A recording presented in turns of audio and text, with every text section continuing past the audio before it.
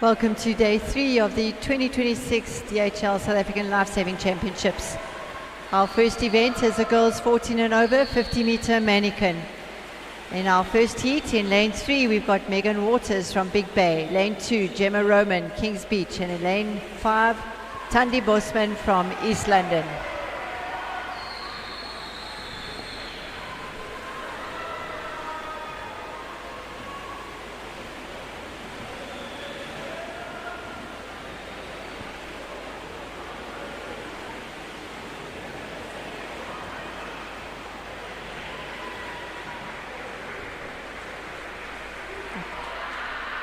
Lane 2 was a girl from Fishhook.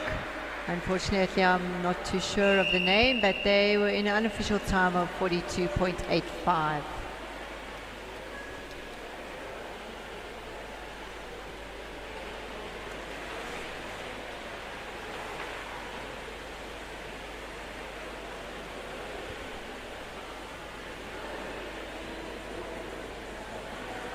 Our next heat in lane 1, Isabel Kuhn, Kings Beach. Lane 2, Hannah Burke, Clifton. Lane 3, Jamie Schweitzer, Woodridge. Lane 4, Nicola Harkis, Fishhook. Lane 5, Madison Alberts, Pirates. Lane 6, Abby Jones, East London. And in lane 7, Maria King, Woodridge.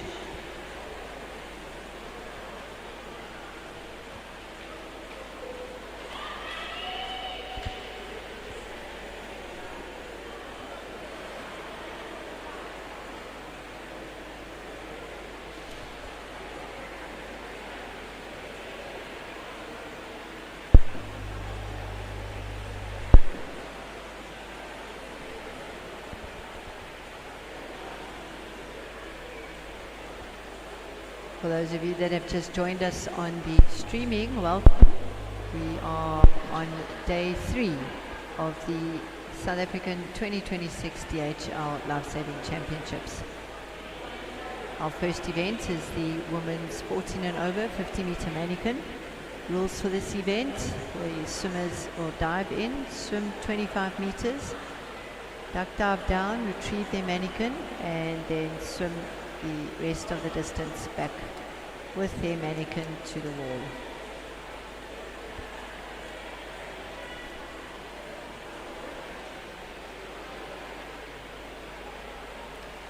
This is one of our blue ribbon events.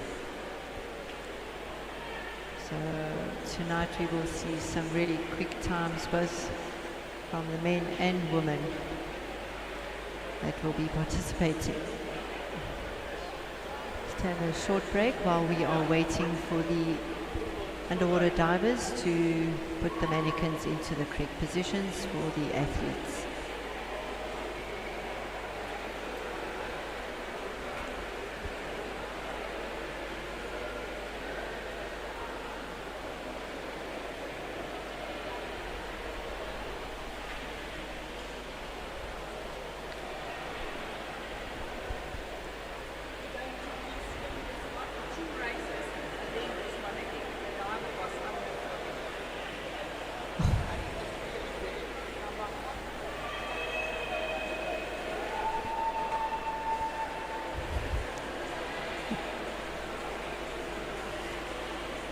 Right, we'll have a re-swim of that first heat.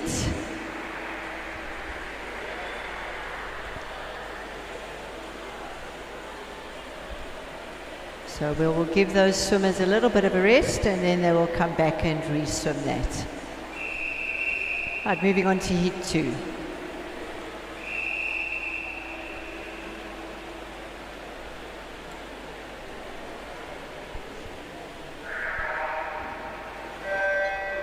Right, so I think we'll have our eyes on Nicola Harkis from Fishhook in lane 4.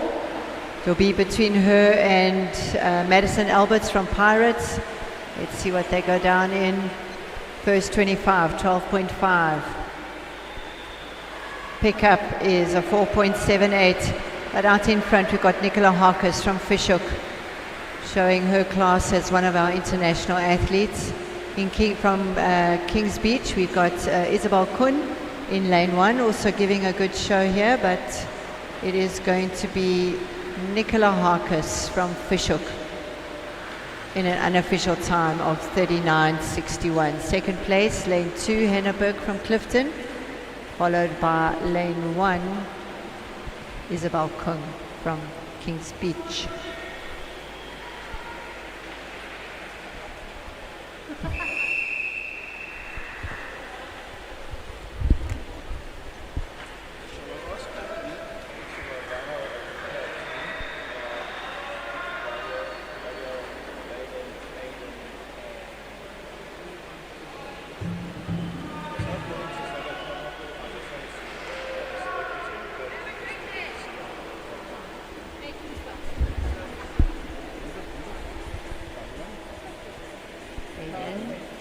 Aiden and Hemmings.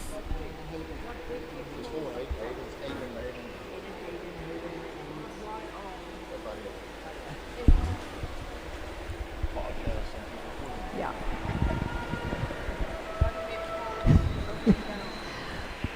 At lane 3, in lane 1, we've got Warris Mills from Fishhook. Lane 2, Carmel Sadler, Summies. Lane 3, Charlotte Como, Mandela Dolphins. Lane 4, Imana Machotsi, Clifton. Lane 5, Katrina Horner from Pirates. In lane 6, Carly Vincenzi, Kings Beach. Lane 7, Sasha Lee Hemmons, Rocks. And in lane 8, Tegan Bremer, Summies.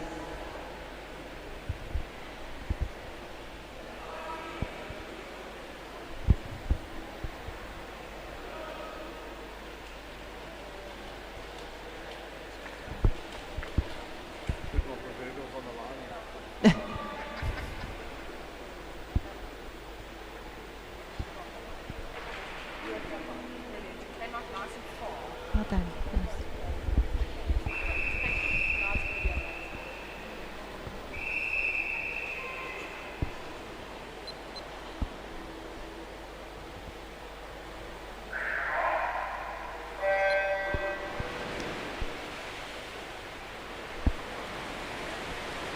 Right, so out in lane 7, that's Sasha Lee Hemmons from Rocks. Expect her to go out quite quick, 12.42. Great underwaters from Sasha. Let's have a look and see. She's been chased down by Carmel Sadler here in lane 2 from Summerstrand. Carmel really strong on her mannequin carry. Let's just see, I think Carmel's going to take this. Yes. 39.75, Sasha Lee 40.21. These, of course, are all unofficial times.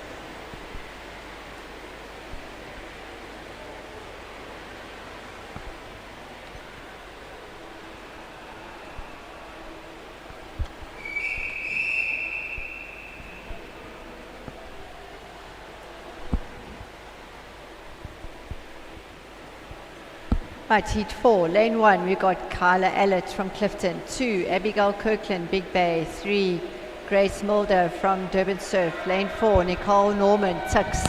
Lane 5, Angie Stevenson, Mandela Dolphins. In lane 6, Sydney Pinnock, Kings Beach. 7, Ellen Hodgkinsons from Clifton.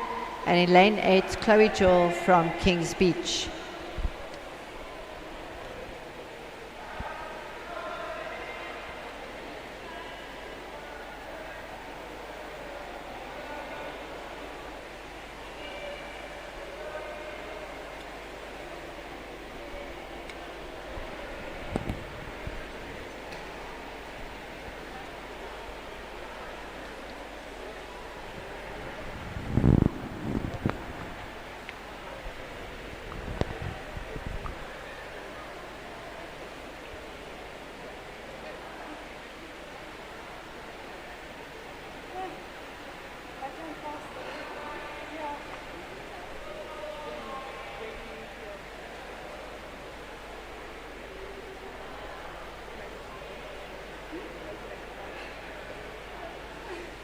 It's going to loosen down.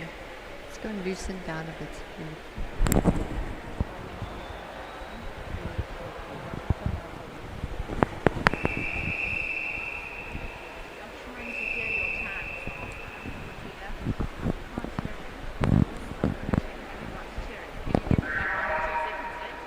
Or try. Right, in the pool right now is heat 4 of the girls 14 and over 50-meter manikin. Out in lane 8 we have Chloe Jewell from Kings Beach. These guys must move out the way.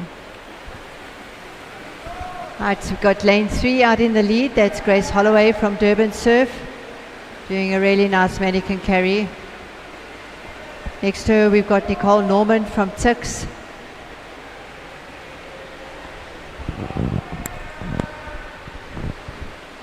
Out in front it is lane 3, Grace Mulder from Durban Surf in an unofficial time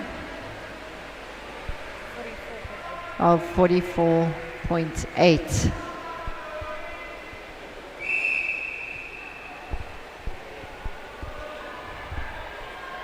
Behind the blocks right now we've got heat 5. In lane 1, Caitlin Forward, Kings Beach. Lane 2, Tanya Peterson, Hearties. Lane 3, Sabella Sudan, Summies. Lane 4, Amber Rose Berry, Clifton. Lane 5, Isabella Brooker, Clifton. Lane 6, Gemma Blackburn, Clifton. Lane 7, Louisa Walterman from Germany. And in lane 8, Sam Cause from Tix.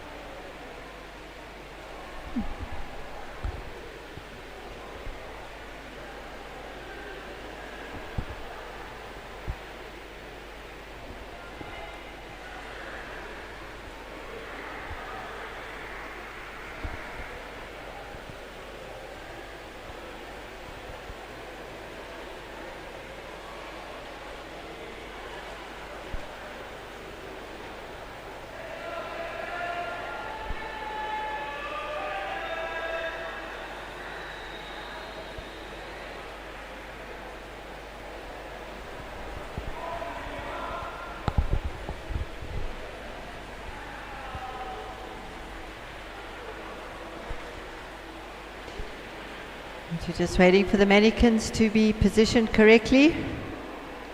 Heat 5 under starters orders.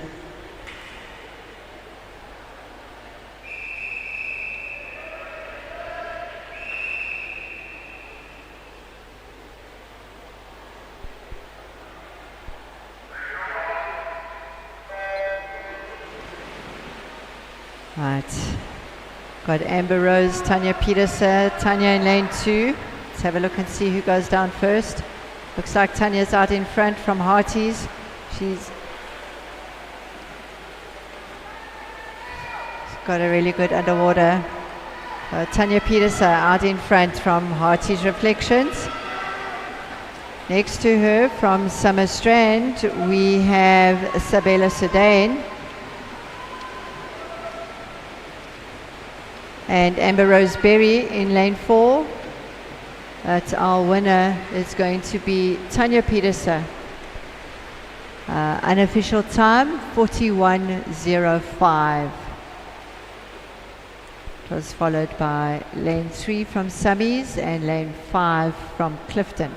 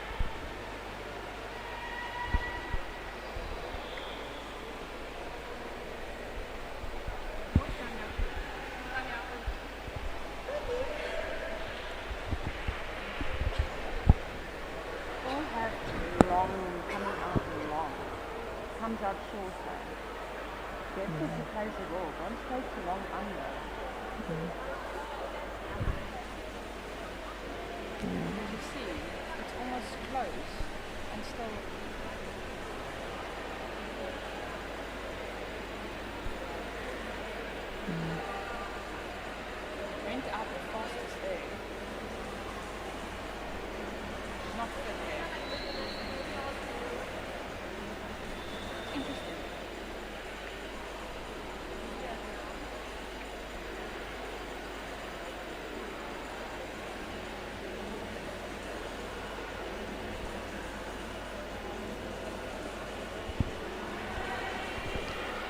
At lane 6, heat 1, Zakena Makinto, Summer Strand. Lane 2, Erin Langenhoven, Big Bay. Lane 3, Caitlin Rossiter, Hearties. Lane 4, Grace Prince, Mandeville Dolphins. Lane 5, Hayley Blewett, Hearties. Lane 6, Alexa Heldinger, Clifton. 7, Emily Rolfe, Clifton. And in lane 8, Rebecca Harkham from Summer Strand.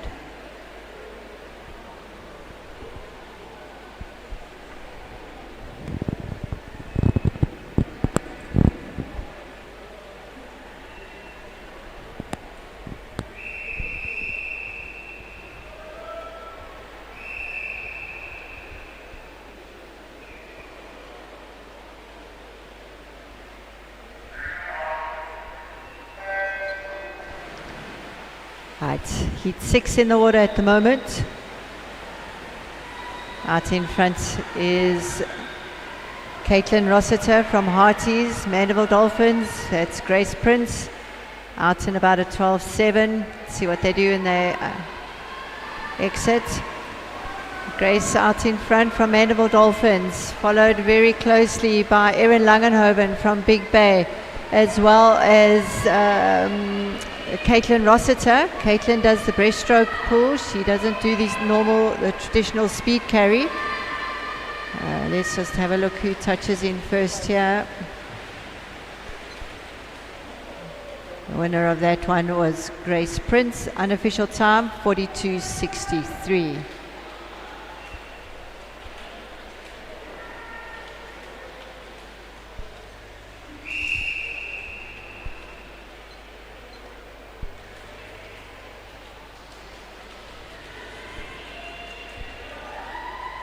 We've got an announcement. Can all the males report to marshalling for the 15-meter manikin?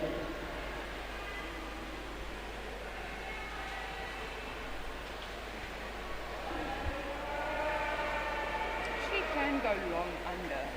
She's so tall. So it works for her. Interesting. Oh, stop Erin. I gave her a double E.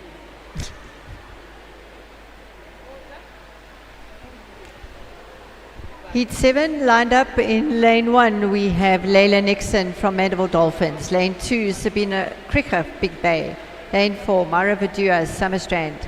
Lane 4, Kendra Dutoy, Mandeville Dolphins. Lane 5, Kendra Begley, Kings Beach. Lane 6, Sante Nachel, Hearties. Lane 7, Jessie Allett, Clifton. And in lane 8, Daniela Harkus from Fishhook.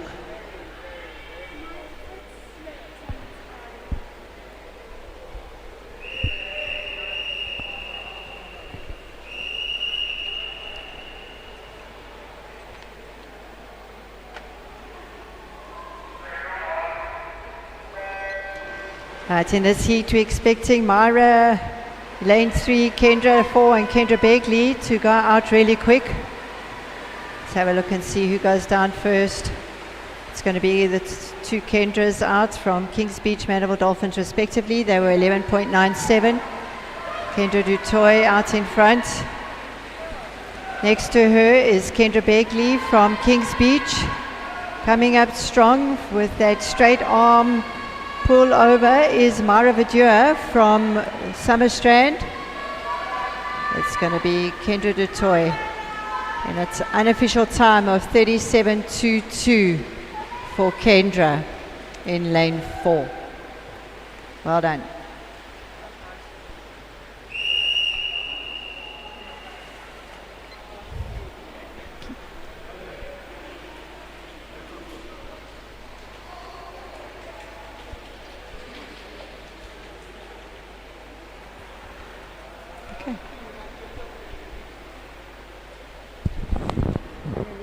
Finally. We're doing it at the end.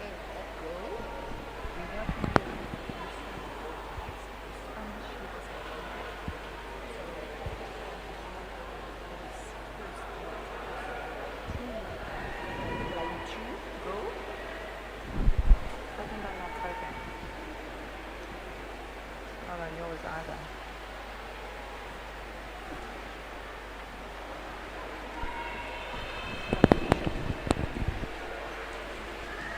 At lane 8, we have in lane 1, Ronald Joubert, Mandela Dolphins. Lane 2, Jessie Lee Lederach, Kings Beach. Lane 4, Mia Kroch, Fishhook. Lane 5, Cara van Heerden, Clifton. Lane 6, Amika Diaga, Clifton. Lane 7, Amika is in lane 5. In lane 6, Riziki Machotzi, Clifton. Lane 7, Morgan Ghost, Sammies. And in lane 8, Nicola Herbst from Summerstrand.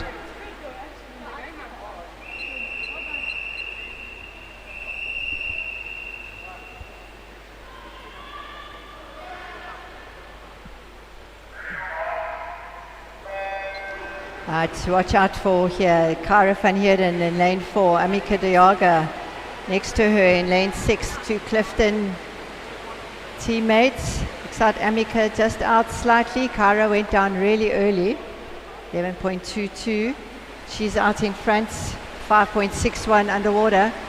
Cara with that dolphin click and very fast turn over the arms. Next to her, Mika Diaga in lane 5. It's going to be Cara van Heerden in lane 4 winning that.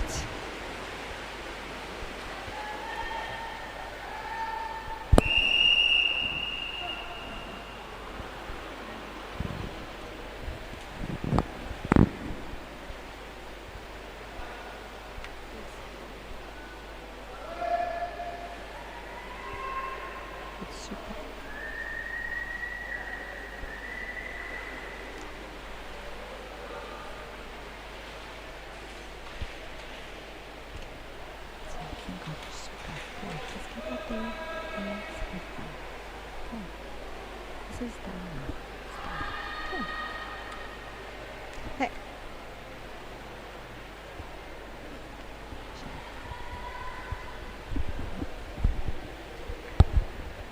Final heat of the girls 14 and over 50 meter manikin. In lane 1 we have Jodie Wilson from Summerstrand. Lane 2 Casey Brevet from Clifton. Lane 3 Zoe Stein Harties. Lane 4 Anna Fiona Vogt from Germany. In lane 5 Savannah Voigt from Clifton. Lane 6 Johanna Bodenberg, Germany. In lane 7 Sienna Goos Summerstrand. And in lane 8 Katja Boven Olsen from Fishhook.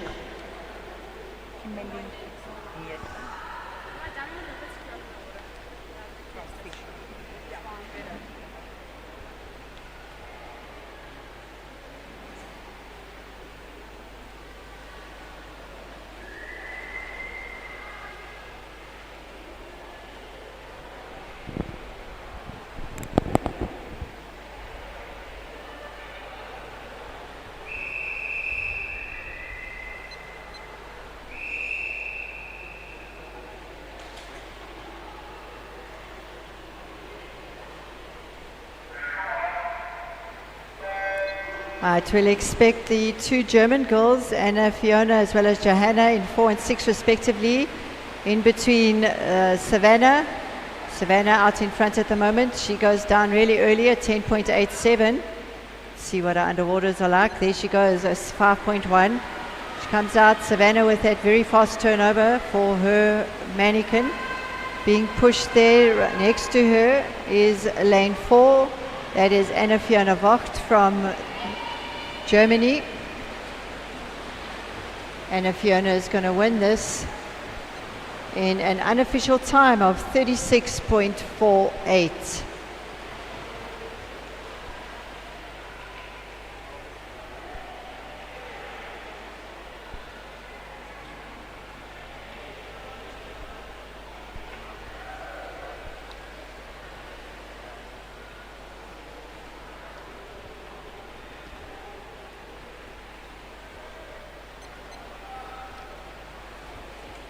We will have Emily Neertling, who was impacted by the first heat that she swam in. She is now going to swim with the first heat of the boys in lane 7.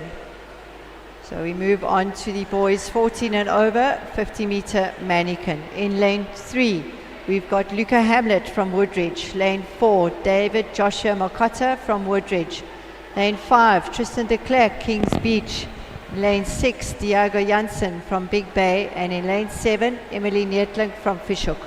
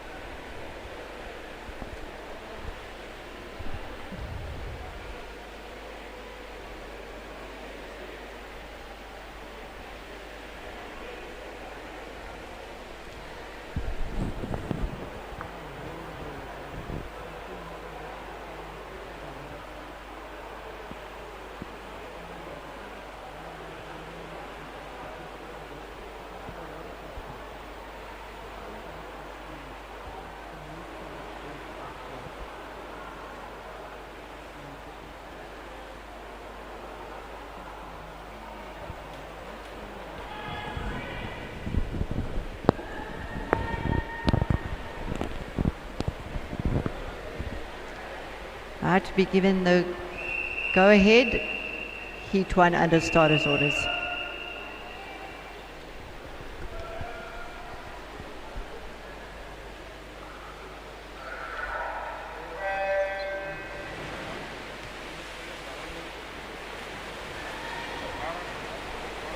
It's Emily Neertling, I think, has now moved into lane 2. Apologies for that. They were out in about a 17 or so with the pickup. Out in front, we've got Luca Hamlet from Woodridge, followed very closely by Emily Neertling from Fishhook. Big Bay, lane 6 is Diego Johnson. Winning that lane 3, Luca Hamlet, followed by Emily and Diego.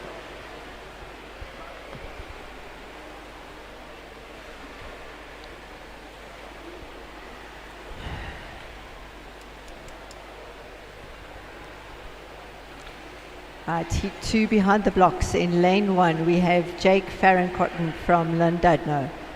Lane 2, Samuel Mock, Fishhook. Lane 3, Vaclav Horak, Woodridge. Lane 4, Damien Angel, Summies. Lane 5, John Fussler, Summerstrand. Lane 6, Daniel Potgieter, Woodridge. Lane 7, Cade Klinkert from Woodridge. And in lane 8, Andrew Cornhill from Kings Beach.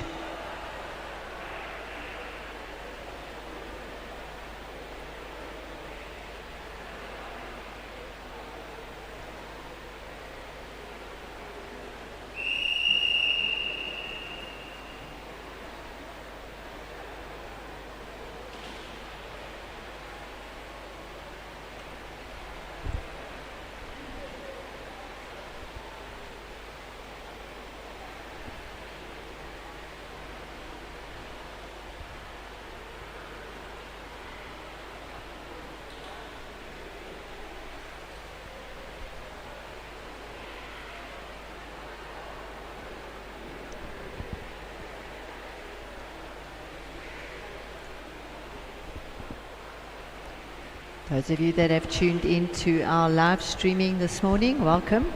You are watching the day 3 of the 2026 DHL South African Lifesaving Pool Championships.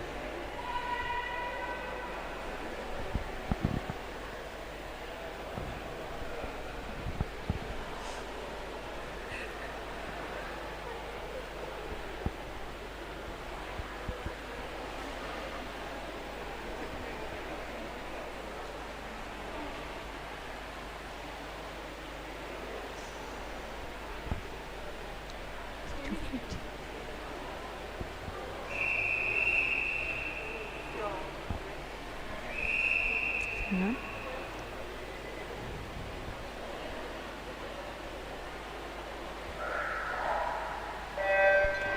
Right, in the water, we've got heat 2 of 11 prelims of the boys 14 and over 50 meter manikin. We have Vaclav Horak down first in a 10.95. Vaclav in lane 3 from Woodridge is out first.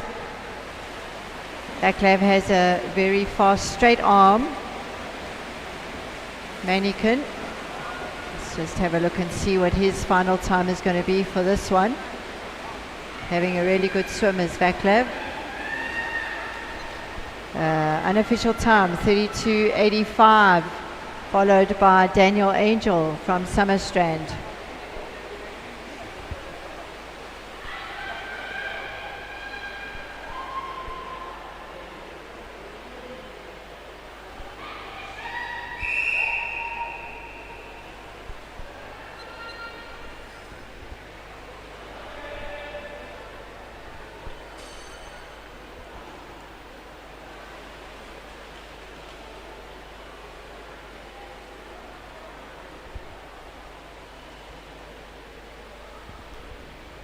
Behind the blocks is heat 3. In lane 1 we have Hayden Hemmons from Rocks. Lane 2 Tayton Mills, Kings Beach. Lane 3 Grayston September, Clifton. 4 Heath Clark, Fishhook. Lane 5 Liam Brownlee, Clifton. Lane 6 Joshua Stain, Hearties. Lane 7 Artwell Nkobo from Summerstrand. And in lane 8 Joseph Barry, Summerstrand.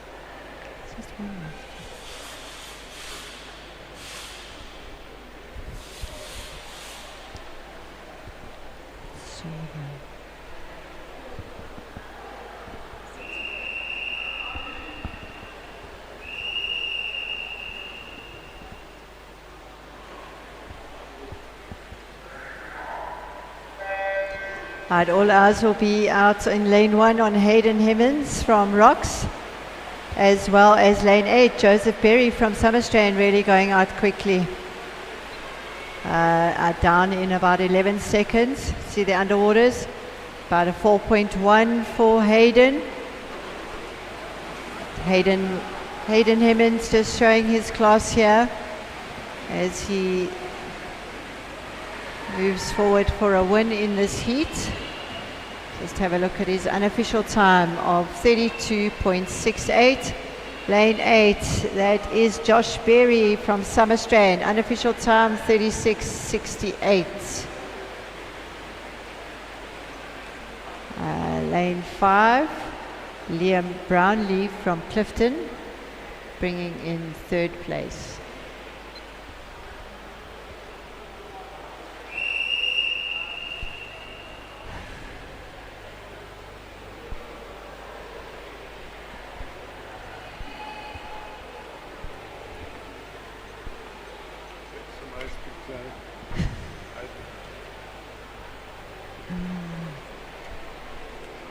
I'm part of this. I'm not going to miss it.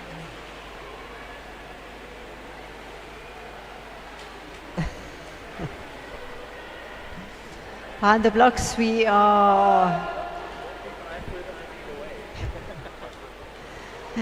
heat 4. In lane 2 we've got Troy McWilliam from Clifton. Lane 3 Nathan Brown, Kings Beach. Lane 4 Michael Goodall, Clifton. Lane 5 Jaden Allett, Clifton. Lane 6 Devereaux Falkers from Summerstrand. 7, Idris Khamaldian in from Fishhook. No? Yes. So lane 6, Devereaux is not in this heat. And then in lane 8, we've got Edouard Iconescu from Hearties.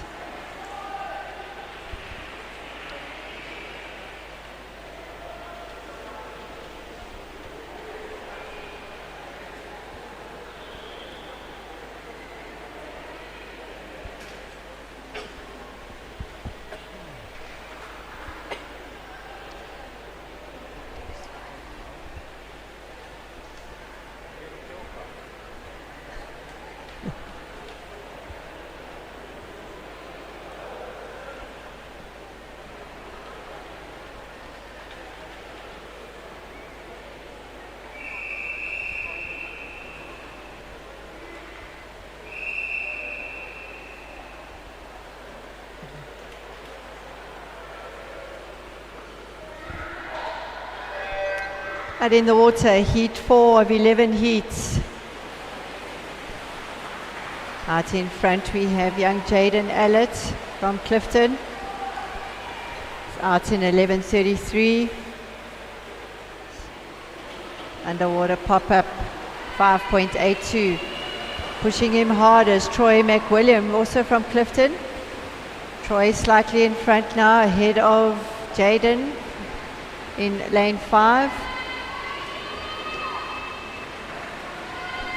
It's going to be lane 2, Troy McMillan from Clifton in an unofficial time of 36.65.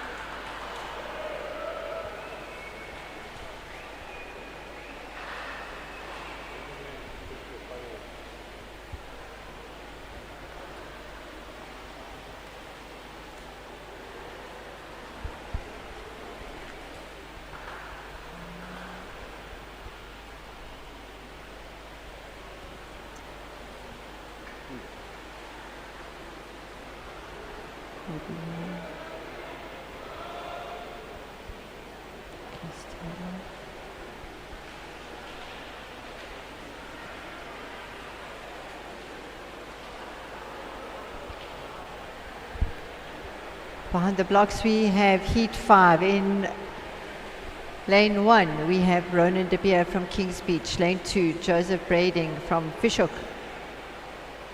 Lane 4 Callan Compton, Big Bay. Lane 5 Kian Blanche, Clifton. Lane 6 Troy Bidoff, Kings Beach. Lane 7 Shetner Reed, Kings Beach. And in lane 8 Nathan Nordier from Summerstrand.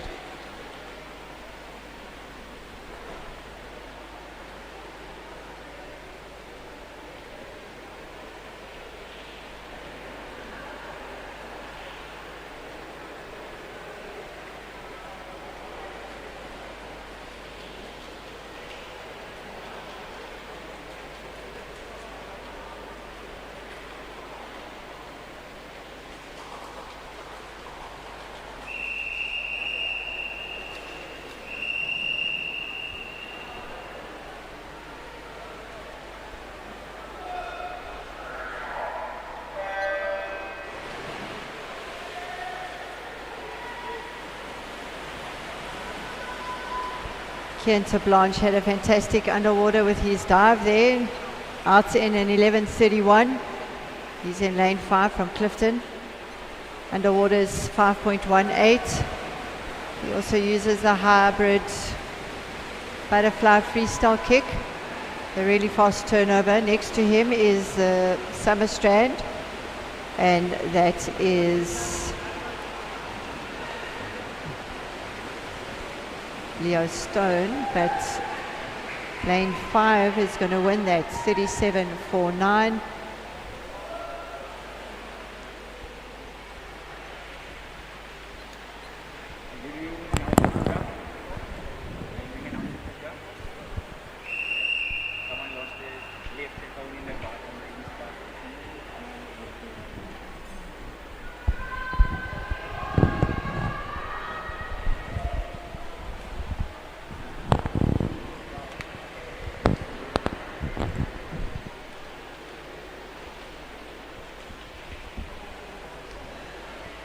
Behind the blocks, we have heat 6 of 11 prelims in lane 1, Callan McIntyre, Mandeville Dolphins. Lane 2, Levi Ludick, Kings Beach.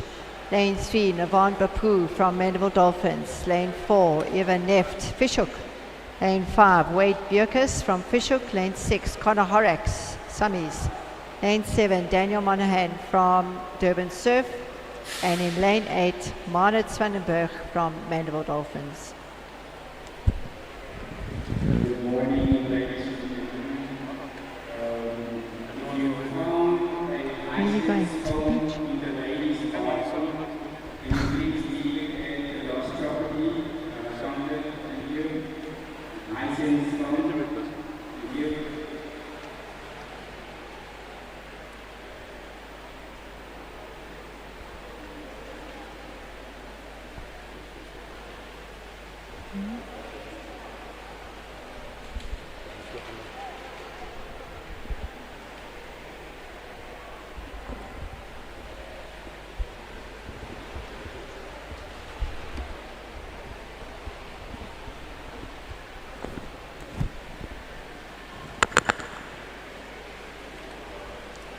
Okay, next heat you can read.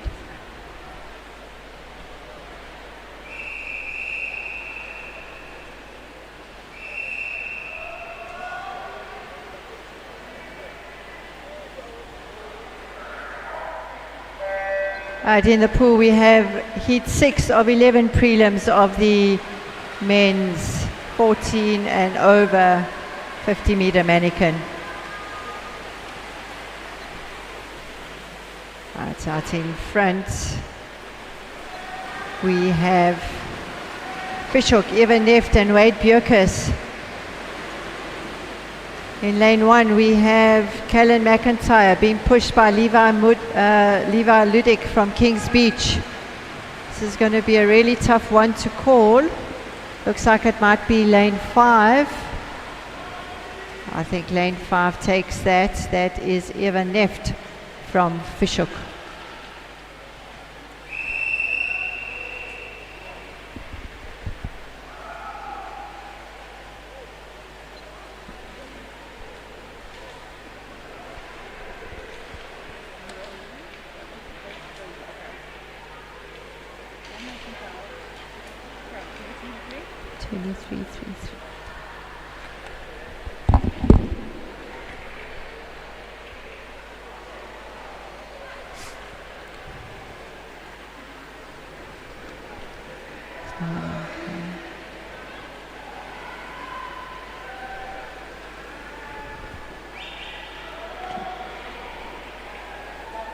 Well, our next hit is hit 7 of 11 for the prelims.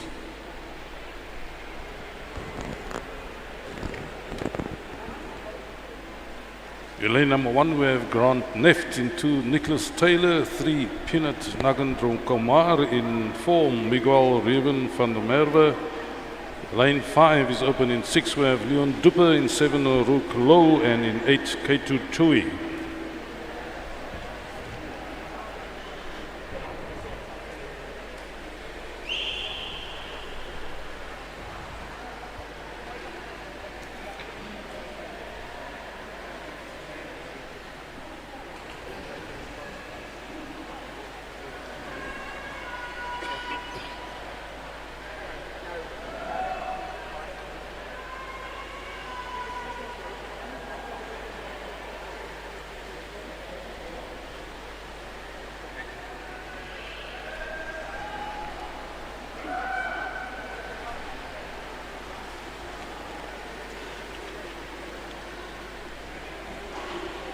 We wait in anticipation for them to start. They're not yet under starters orders. The momentum is building towards hit number 11. where we will expect some fireworks down the line.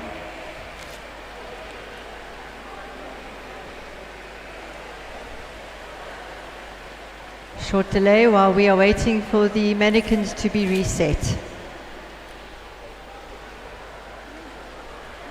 This is normally one of the items that is well known for speed.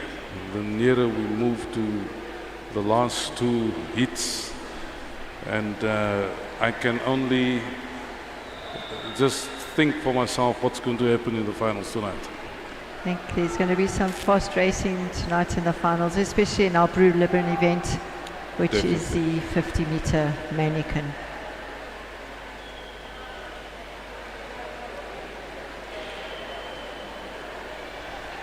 Well, this is day 3 for our juniors and seniors in the pool, and we from here onwards move to masters as well as to the beach events that await our seniors.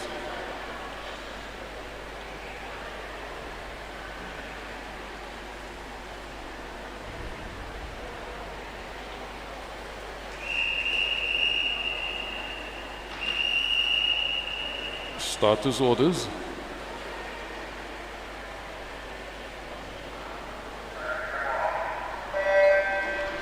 Right, we've got Nicholas Taylor there in lane 2. He holds the 14-year-old South African record, 34.40.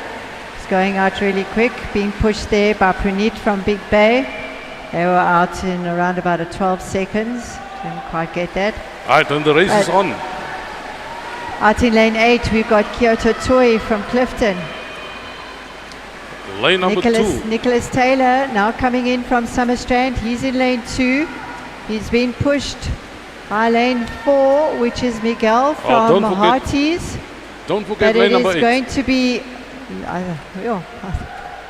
was a little bit close to call. I think it was lane 4, which is Miguel Reuben van der Merwe from Hearties.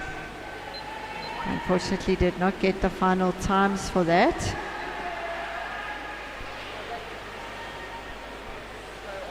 We had a very strong finish in lane number 8, Yeah, from Kaito Choi.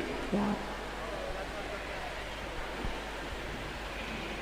We have a looking at the replay if you are watching the live stream.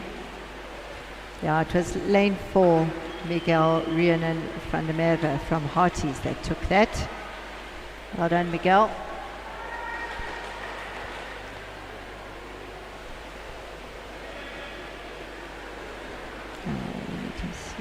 Right, we're now preparing for heat number 8 of 11 of the prelims.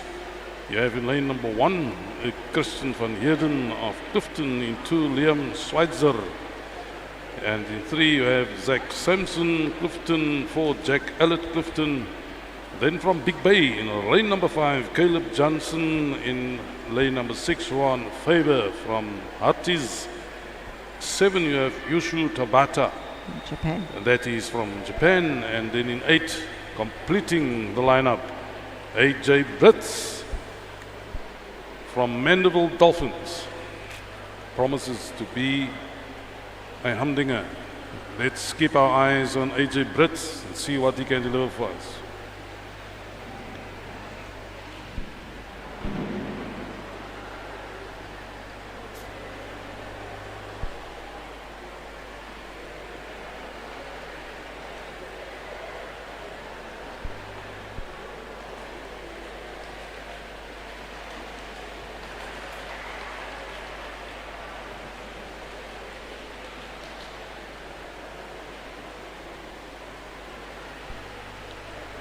I would hope either that next year when we having our championships that there would be growth within the seniors specifically.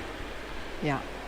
Seeing to it that South Africa will be put on the main stage in November, December when we have the World Championships, but we would love to see certain definite growth and depth within our own midst for the next 4 or 5 years.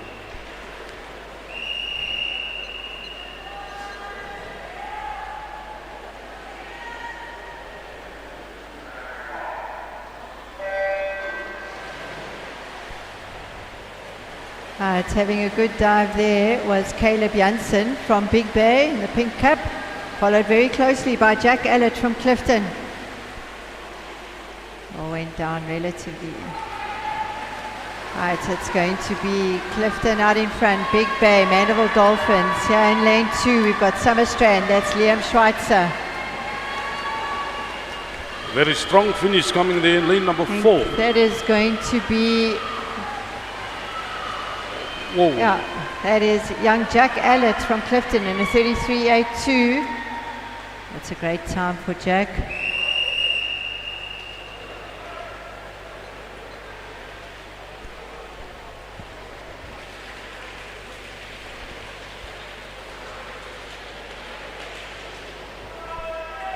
Some great underwater visuals if you're following us on the live streaming of the divers working really hard to ensure that the mannequins are in the correct position for the swimmers.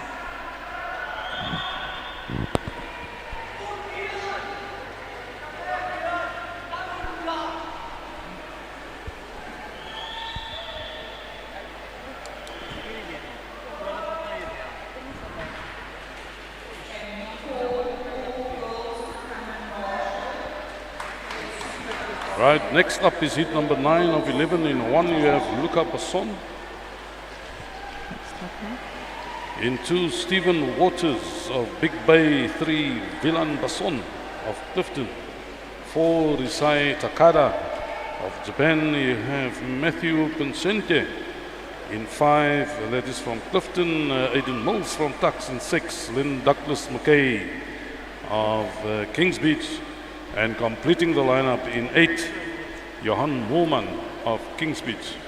I think for this young men on that will soon be in the water, it's all about personal bests, Heather. I will see how they go in the mornings.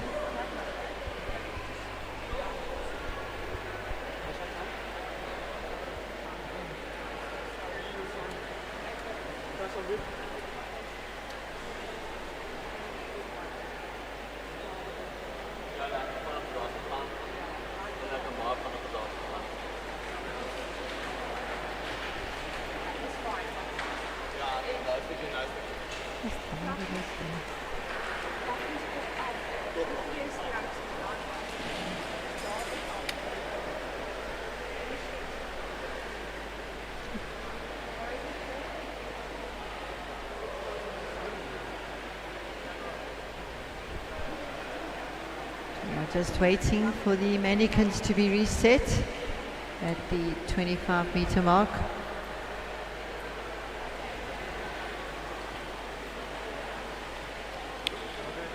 One can never say enough thanks to our divers that ensure that mannequins is placed in the correct positions as soon as quick as possible. They're doing a great job.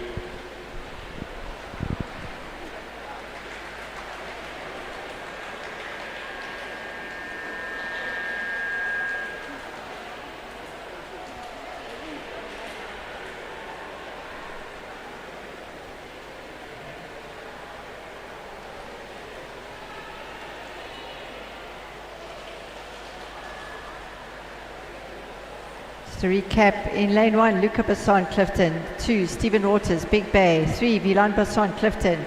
4, Risai Takada from Japan. Lanes 5, Matthew Pensente, Clifton. 6, Aidan Mills, Tux. Lane 7, Lynn Douglas Mackay from Kings Beach. And in lane 8, Johan Moorman from Kings Beach. You can see the tension on their faces, eh?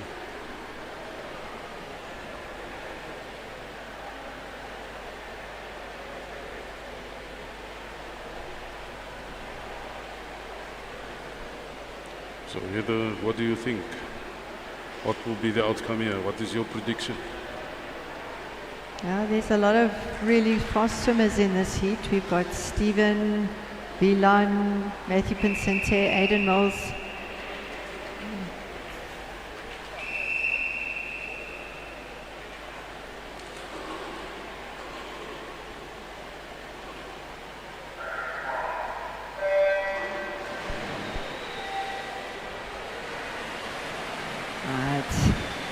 Out in front, we've got the yellow cap there of Matthew Pincente from Clifton. He's out in a 10.13.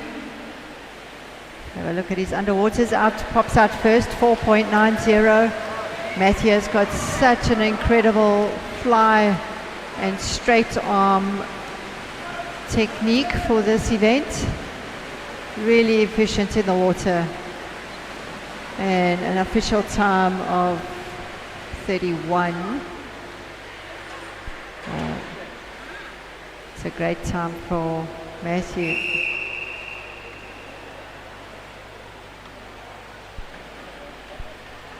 I've noticed the dominance of our Clifton swimmers, specifically this season. That speaks volumes for them down in the coast to ensure in the Western Cape that they remain a force to be reckoned with.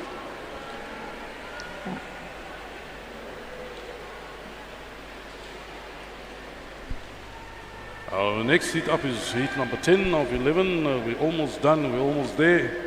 In lane 1, Ben Brinkham. In 2, Clemens Woolkop. In Jake Hutton will be in 3 of Clifton. Daniel Miller in 4 of Clifton. In Tucks, from Tucks we have Aidan Borman in 5. Connor Bagley of Kings Beach. Jan Lucas van der Westhuizen of Big Bay. He's in lane number 7. And completing the lineup there for us is Nicholas Pretorius of Kings Beach.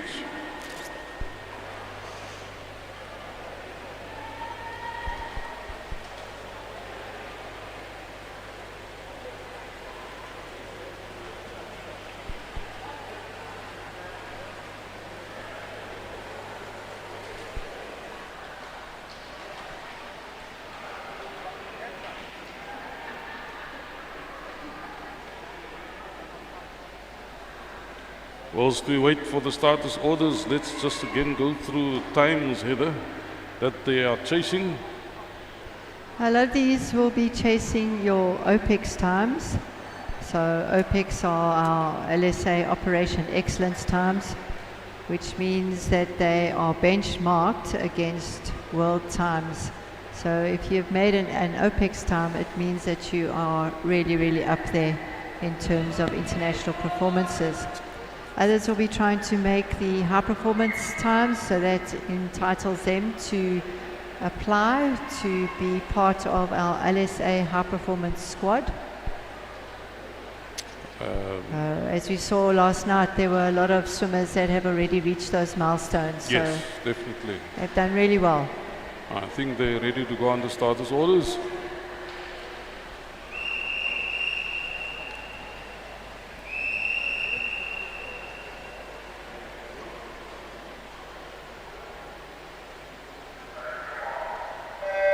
In the order, heat 10 of 11 of the men's 14 and over 50-meter manikin. Going out quick there in lane 8 is Nicholas Pretorius. He was out in a 10.35. In lane 8, Aidan Borman out in front now from Tux. Aidan also has a monster kick on him, really generates a lot of power. And he's going to get that in a 30.24, which is a good time for him. Of course, an unofficial time as well.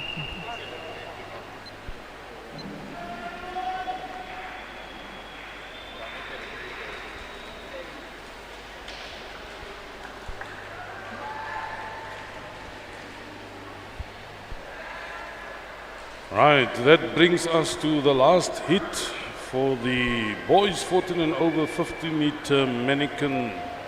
In 1 you have Lukas von Eiser of the DLRG, that's Germany. So Komatsu of Japan. We have Barrio Vanikek of Harties. In 4, Bryce Munderen from Kings Beach.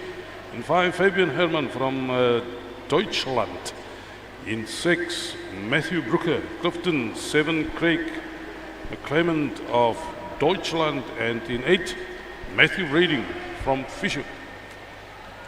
Should turn out to be a humdinger in prep for the finals that come later.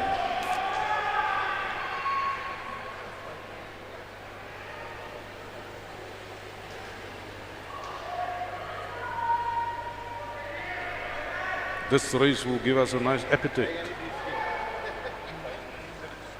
of what we can expect in the finals. Fireworks. But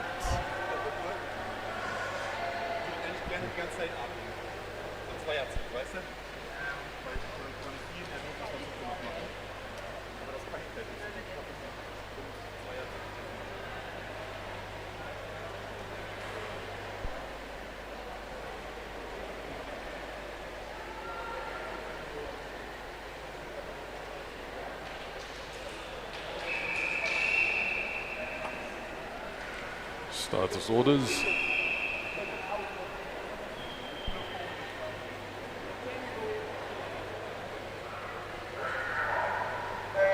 That's our final heat of the men's 14 and over 50 meter mannequin.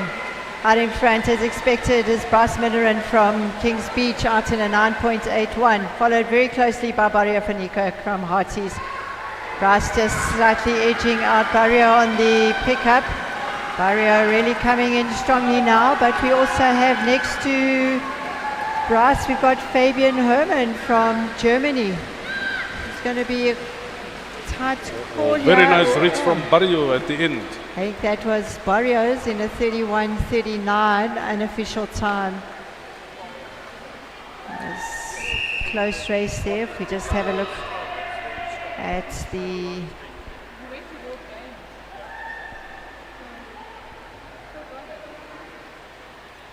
Barrio having a fantastic championship so far. He will of course also be swimming in the Masters category. Really showing the youngsters what he can do. And it's so great to see that Master Swimmers, specifically this year, the numbers is up in comparison to last year. Yeah, I think the Masters are all getting ready for Worlds. Certainly. They all want to come to Yes. Worlds.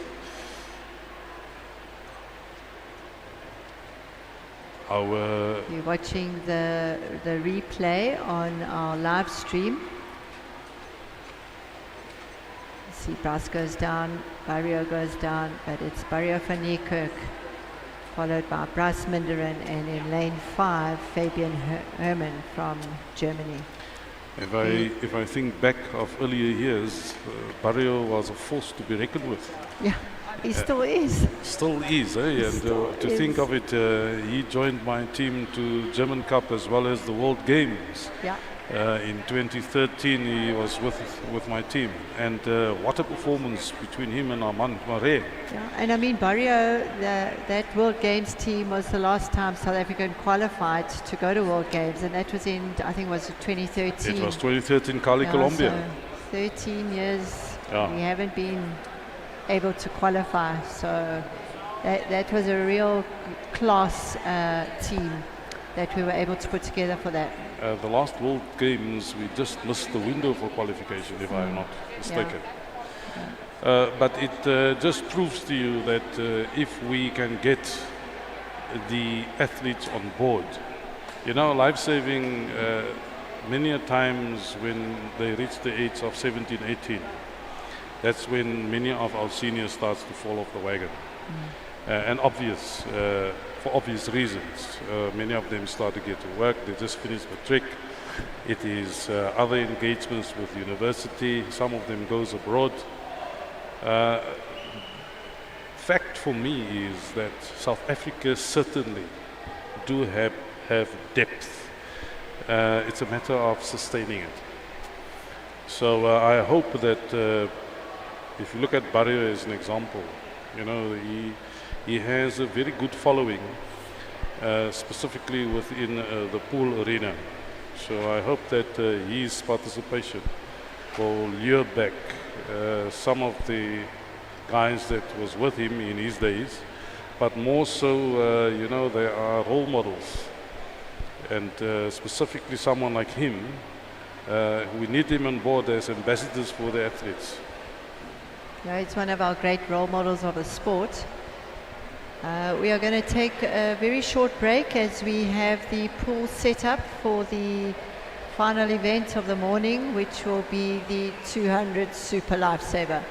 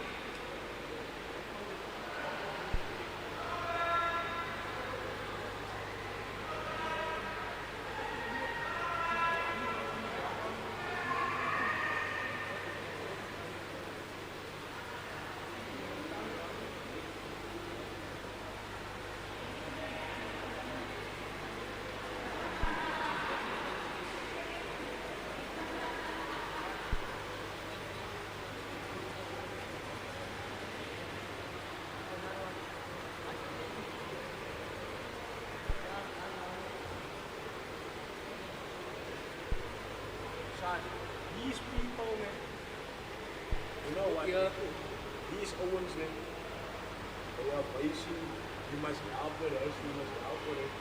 Me and you start to do the work. We start the first and then you want to do.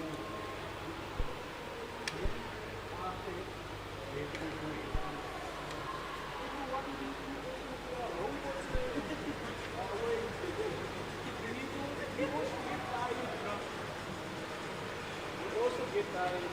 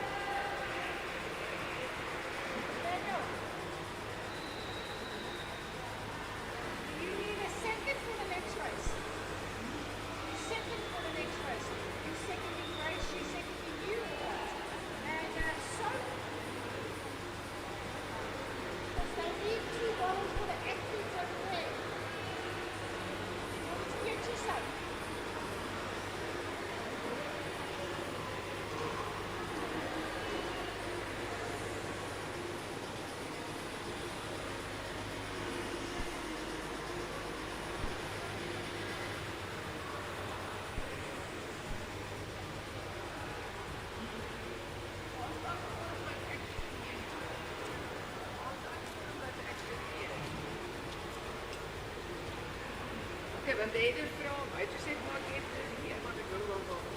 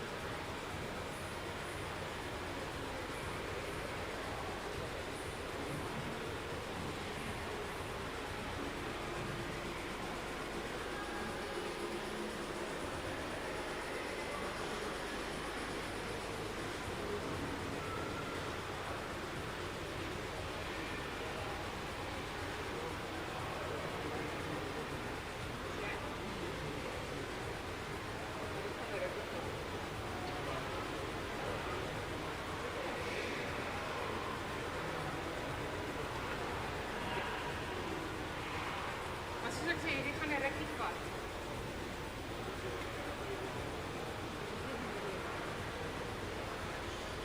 Dit gaan amper 3-4 minute uit in die begin.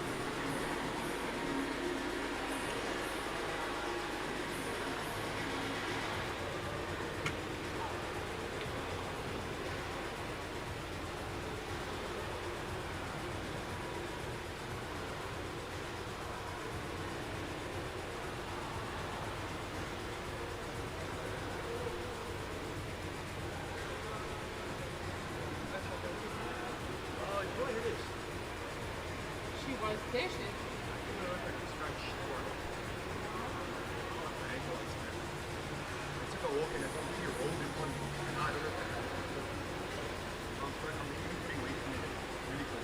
Yeah. Just like when you should go to the paramedics and get checked out so they can ice it. I know it comes around. Yeah, but hopefully.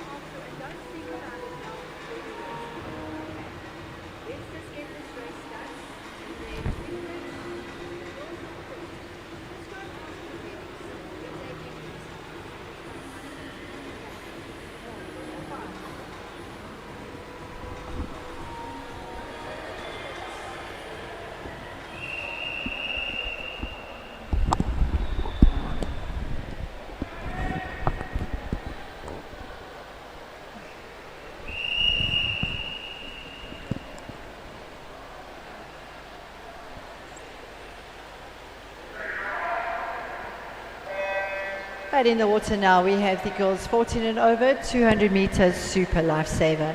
In lane 3, we have Tandi Bosman, and in lane 4, Megan Waters from Big Bay. Tandi, of course, a record holder from last night.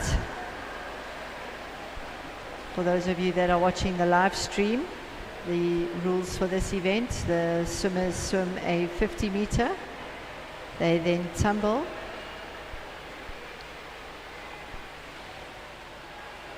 They then swim the 25 meter freestyle.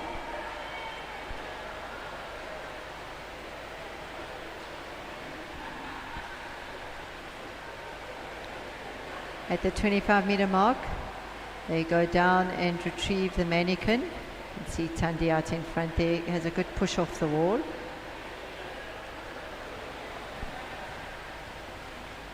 They then swim the rest of the 25 with the manikin.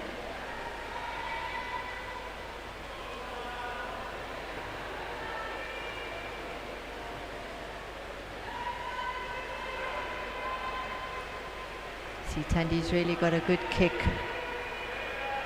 Once she touches the wall, she will let the mannequin go. She will then put on her tube as well as her fins. A lot of the swimmers in these early heats will put their fins on one at a time. She then swims the 50 meters with her tube and fins. There's Tandi way out in front. We've also got Megan Waters from Big Bay. Both of these were nippers at these championships last year, so this race is a big jump for them in terms of all the equipment. So Tandi coming in, she touches the wall, brings that tube around, tries to get it under the arms. She's got it a little bit low there. It's okay, she's going to try again. Megan had a really good clip, so Tandi got it in. Right, and then the race is completed once they have done the 50 meters with the mannequin and tube.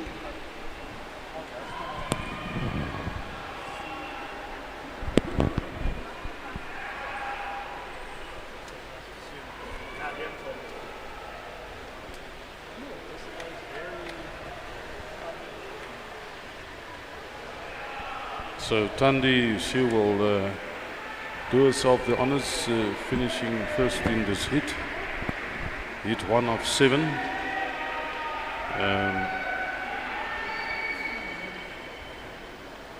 In hit number 2, you will have in lane number 2 Isabel Kuhn. In 3, Emma Nithling. In 4, Nicola Harkes. In 5, Nicola Herbst. In 6, Jessie Leia Laderach. And in 7, Sabrina Krieger. Just to give those of you that's listened to the streaming an idea of times, I think we will go through this list, Heather. The 14 essay record stands at 2 minutes 40.84 seconds behind the name of Tanya Pieterse. That record was swum on the 30th of April 2015. If you look for the 15 to 16 age category, it stands by the name of Shalinka van der Berg. Swam in 2018, the 24th of November, at a time of 2 minutes 32.92 seconds. 15 to 16, you have the world's record, that is at a time of 2 minutes 22.29. Then 17 to 18, the essay record stands at a time of 2:29.45, and that's behind the name of Bianca Opperman, swam on the 22nd of November of 2019. Your 17 to 18 world record stands at a time of 2:22.29 seconds, and then your 19 and over essay record at 2:29.45 seconds by the name of Bianca Opperman, swam on the 22nd of November of 2019. This is probably one of the most technical races of these 6 individual events. So for this one, for the benefit of the live stream, I will follow Nicola Harkes in lane 4 and give the viewers as well as those sitting in the stands all of her splits.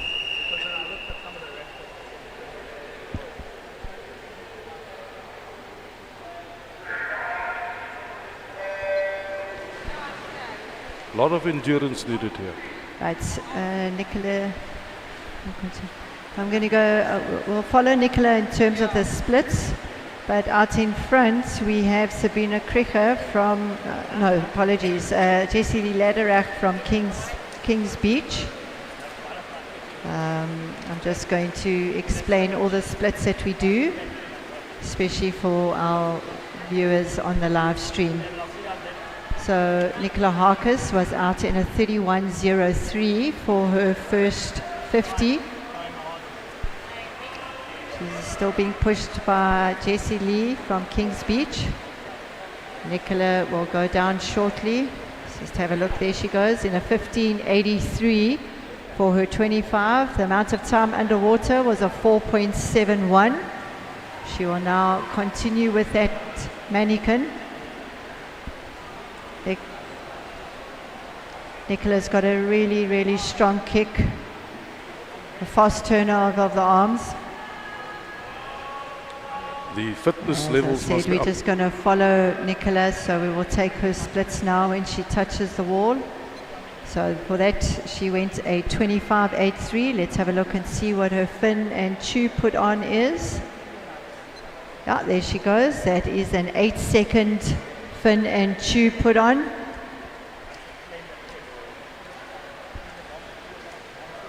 Let's have a look and see what she goes for these 50, towing the tube. As she touches, we will then take her clip time.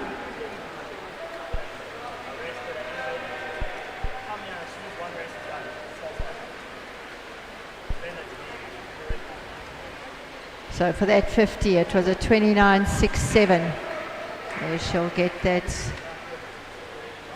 Just battling a little bit, a 7.75.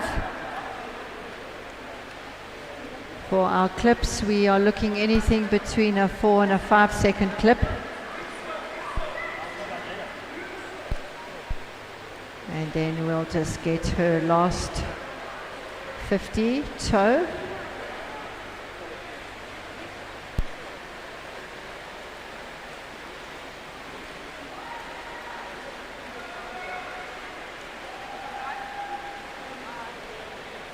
Nicola is going to win this quite comfortably in an unofficial time of 2:39.50. So her last split for that 50 was a 36.68. So over the course of these this event of 200 meters, we actually take 8 splits. And these are important so that the athlete is able to see which sectors they are able to improve on. For those of you that have joined us on the live streaming, this event is a combination of the 100-meter tow. They also bring in the skills required for the 50-meter manikin. So if we just quickly have a look at the replay. Nicola Harkis finishing.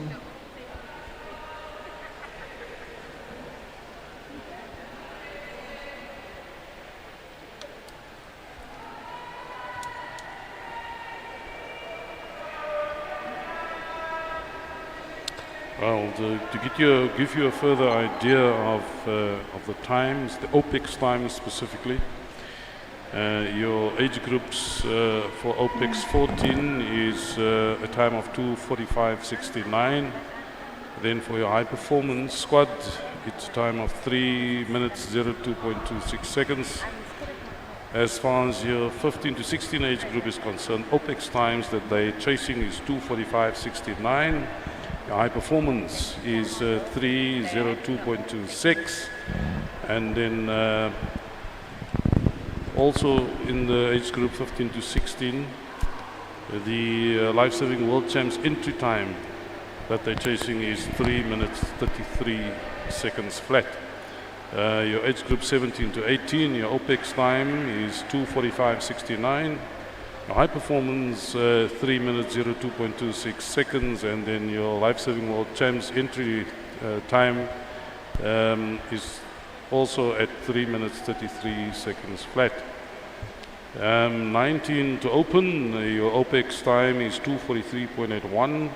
Your high performance is 3 minutes 00.19 seconds, and then for World Cup qualifier 19 and open, the time there, entry time is 3 minutes 24 seconds flat. Thanks, Winston. Of course, joining me on the commentary this morning is our President of Lifesaving South Africa, Mr. Winston Meyer.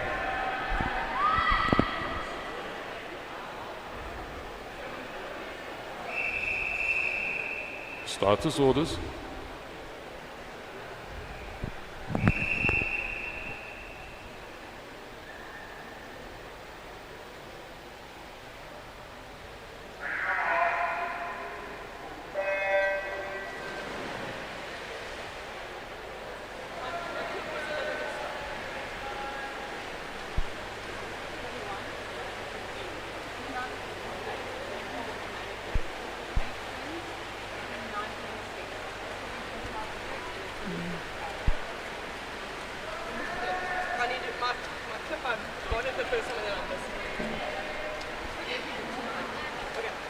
Out in front, Seshali Hemmens from Rocks, followed by lane 2, Carmel Sadler from Summerstrand.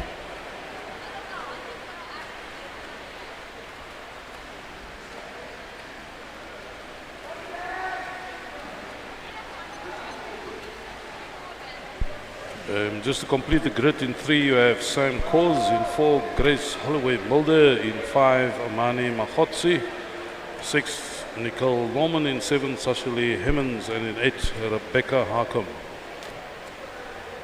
Okay, as Sash goes into the wall, Carmel's doing really well there, but we will take a look at what Sash's fin and tube put on is. Right, she touches now. Let's just have a look and see.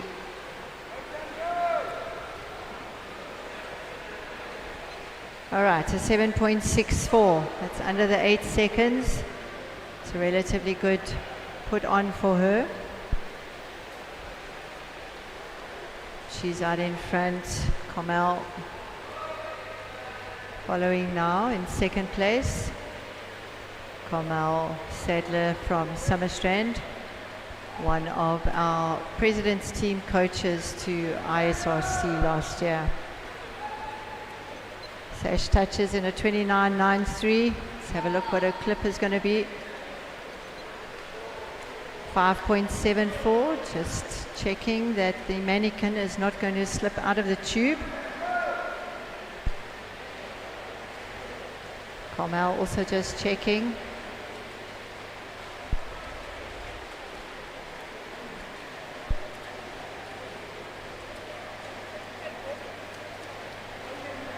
For those of you that are watching the live stream, if that mannequin falls out of the tube, that is a DQ, which is why you saw both Sasha and Carmel just checking, looking back and checking that their mannequins were intact. Final leg for Sasha there, 38.72.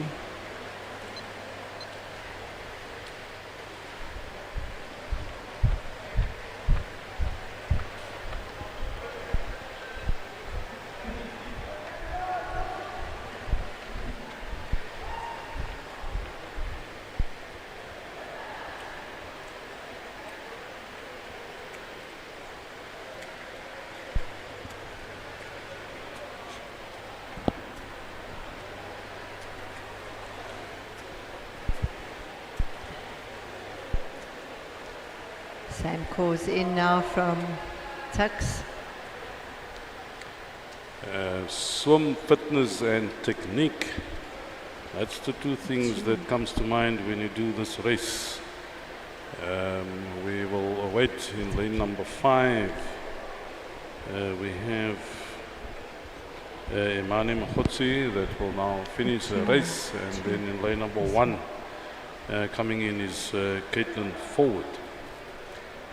The competitors for heat number 4 of the 7 prelims will be in lane number 1, Angelia Stevenson of Dolphins. You have Gemma Blackburn of Clifton in 2, Shilon Como of Mandela Dolphins. You will have in 3, in 4, Ziki Mahotse of Clifton, and in 5, Caitlin Roster of Hearties. In 6, Emily Rolfe, Clifton. 7, Kayla Ellett, Clifton. And in 8, completing that lineup, Alan Hodgkinson, Clifton.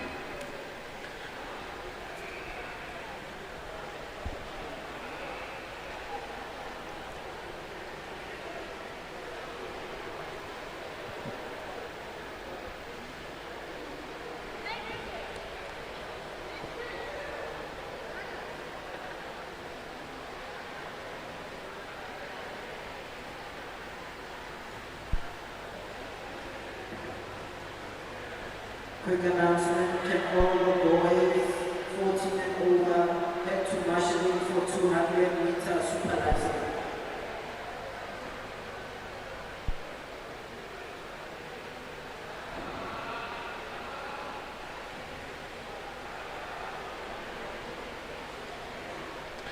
So Heather, if we take World Championships that's coming, what is your view on South Africa? What do you think? What's in it for us? Well, I think besides just the exposure to a lot of international competition, I think, you spoke a little bit yesterday about the economic value of having a big event like that. We'll get back to this conversation. Starters orders.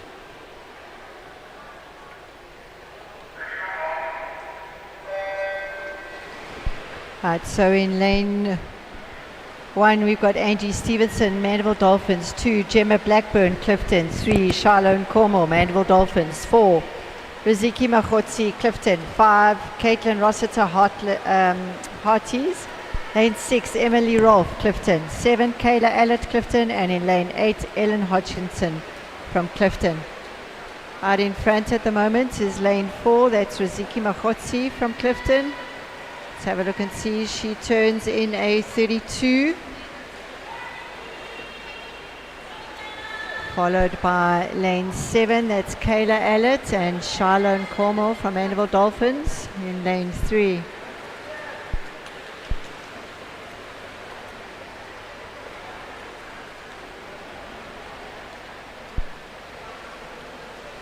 Right, Riziki Machotsi down first.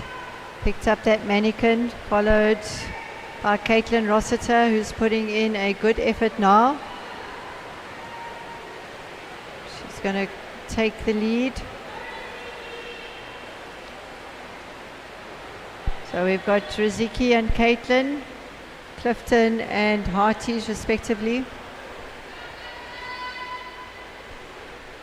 So it's going to be Caitlin that touches first.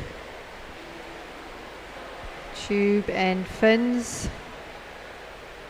Harties girls are really good at putting both fins on at the same time. That was a really good transition. She's just battling with a rope to get that tube in the correct position on her back.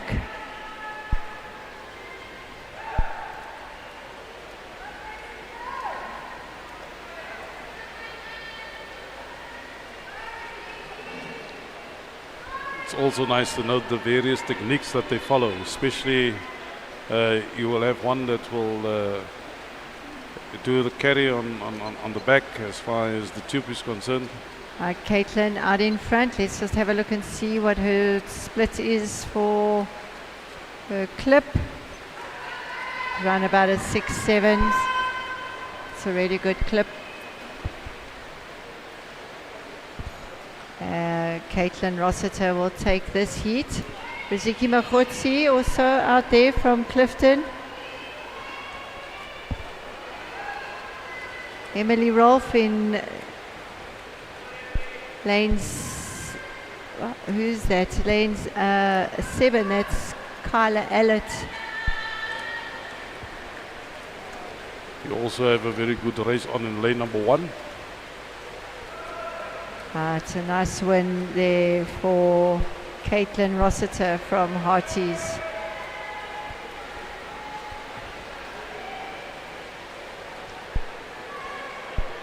In second place, lane 4, Riziki Machotsi from Clifton. Third place, it's going to be lane 7 and lane 1. That's Kyla Allett as well as Angie Stevenson from Clifton and Emdal respectively.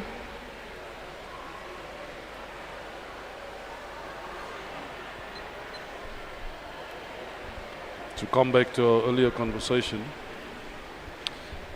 as the head of the high performance program for Lifesaving South Africa. So yes, I think that, you know, the exposure to international competition is obviously going to elevate where we are, both in the surf as well as in the pool. Because of our global position, you know, and the cost involved to go overseas and try to compete internationally on a regular basis, kind of puts us at a little bit of a disadvantage, especially in the pool where we need to have a lot of strong competition. Correct. To start to elevate. If you see, I mean, within the swimming, the swimmers are always all over the world participating in World Cups and all the the African Championships, and our swimming has really been elevated because of that exposure. So I think having the World Championships here, not only from a national perspective for our national team athletes, but also for our clubs, where we are expecting a lot of our athletes to get that kind of exposure. I think it's going to be massive in terms of our future going forward. All right. If you look at 2032, where we will possibly have a very good introduction into the Olympic Games, having that in mind, 2036, obviously we can't tell what it will look like in 2036, but certainly I would foresee that there must be much more growth within the pool specifically.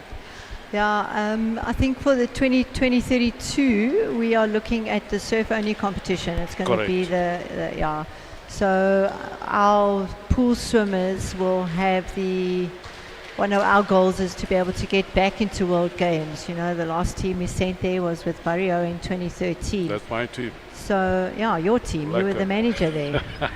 So we want to be able to try and get back into that international standard. But it's really, really tough to do that. And so we've got to elevate our swimmers in the pool. Yeah. And Thanks. Coach Lynette here, who is our high performance coach as well, she agrees. She definitely agrees. Right, the next heat up is heat number 5 of 7. You have in 1 Katja Bova-Olsen of Fishhoek, in 2 Zante Nagel of Hatties, 3 Cassie Brewer of Clifton, 4 Savannah Voigt of Clifton, 5 Kendra de Twee, Malden Dolphins, in 6 Mia Kroch of Fishhoek, 7 Grace Prince of Mandela Dolphins, and completing the lineup Lila Nixon of Dolphins in 8. Starters orders.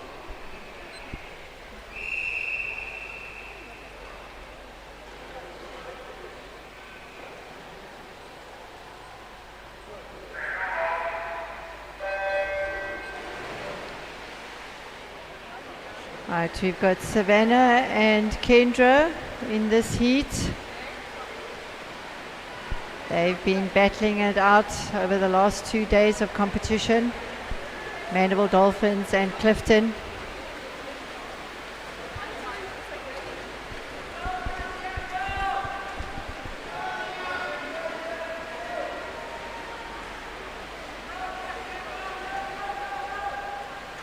Touching neck for neck, that was a 31-81.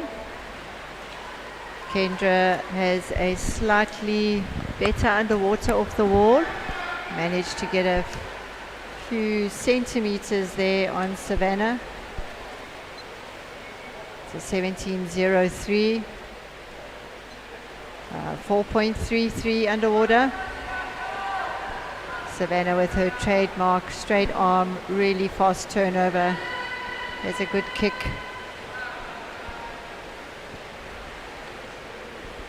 So Savannah is slightly ahead of Kendra at this stage.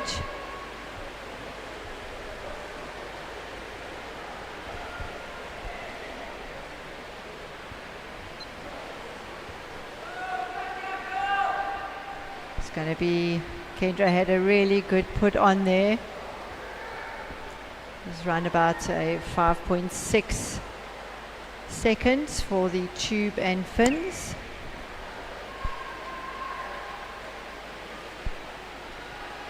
We also have 2 visitors on pool deck. Oh, birds are here.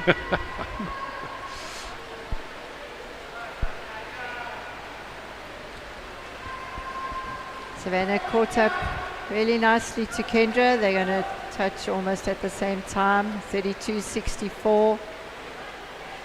Kendra off with a 4.21 clip. That is a really good clip from Kendra. Savannah just battling a little bit, just making sure that manikin is in the correct position. And off she goes. Right, we also have Zante Nagel in lane 2 from Hearties, as well as Casey Brevet from Clifton coming in. Out in front we've got Kendra Dutoy, Savannah Voigt from Clifton, Zante Nagel coming in from Hearties, and Kendra in an unofficial time of 2:43.67.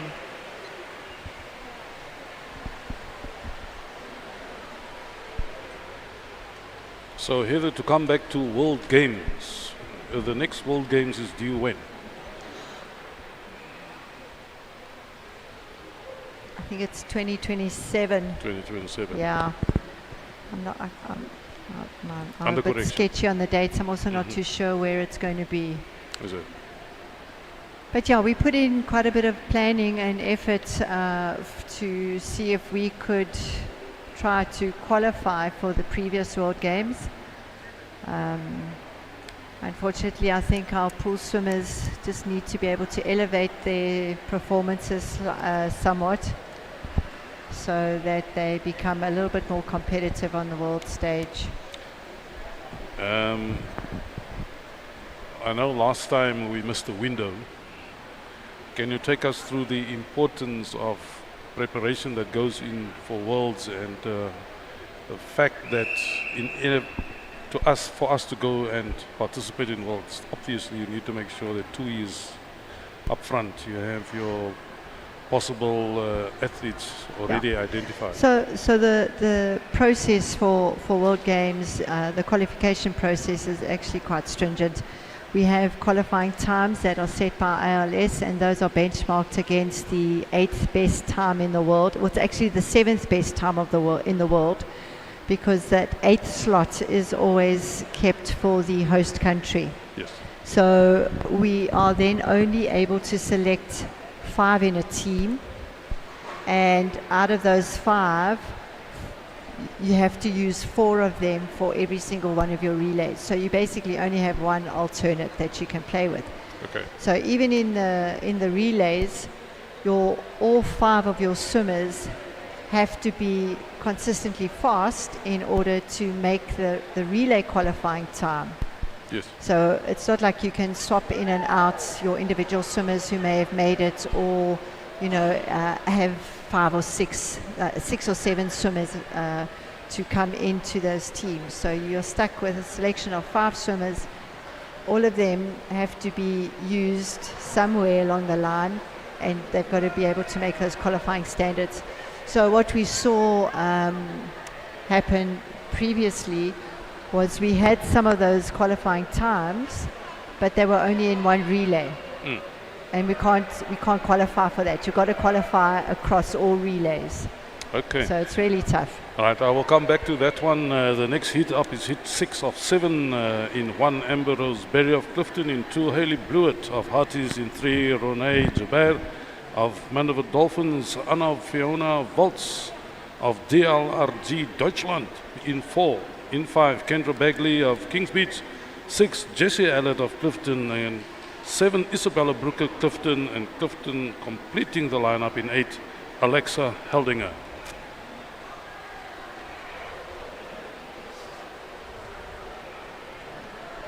So Anna Fiona has done really well at these championships, so I think we'll follow her in terms of splits for for this event. That will be in lane 4, so I'll be able to give everybody in the stands, as well as those that are following on the live stream, the splits for lane 4, Anna Fiona Volz from Germany. All right, starters orders.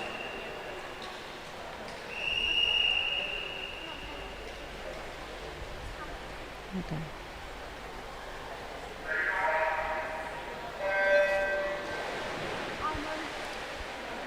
Right, so the splits that I'm going to be calling out are going to be for lane 4, that's Anna Fiona Volz from Germany. And out in front we've got Alexa Heldinger from Clifton in lane 8. But it is Anna Fiona from Germany out in front at the moment. Let's have a look and see what her splits are as she tumbles here. Out in a 30.81 for her first 50 meters.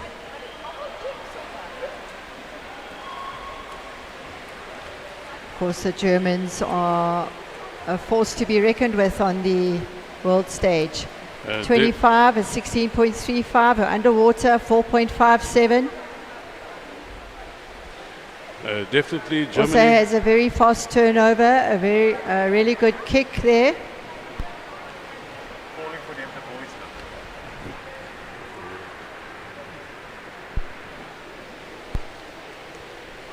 I don't do that now.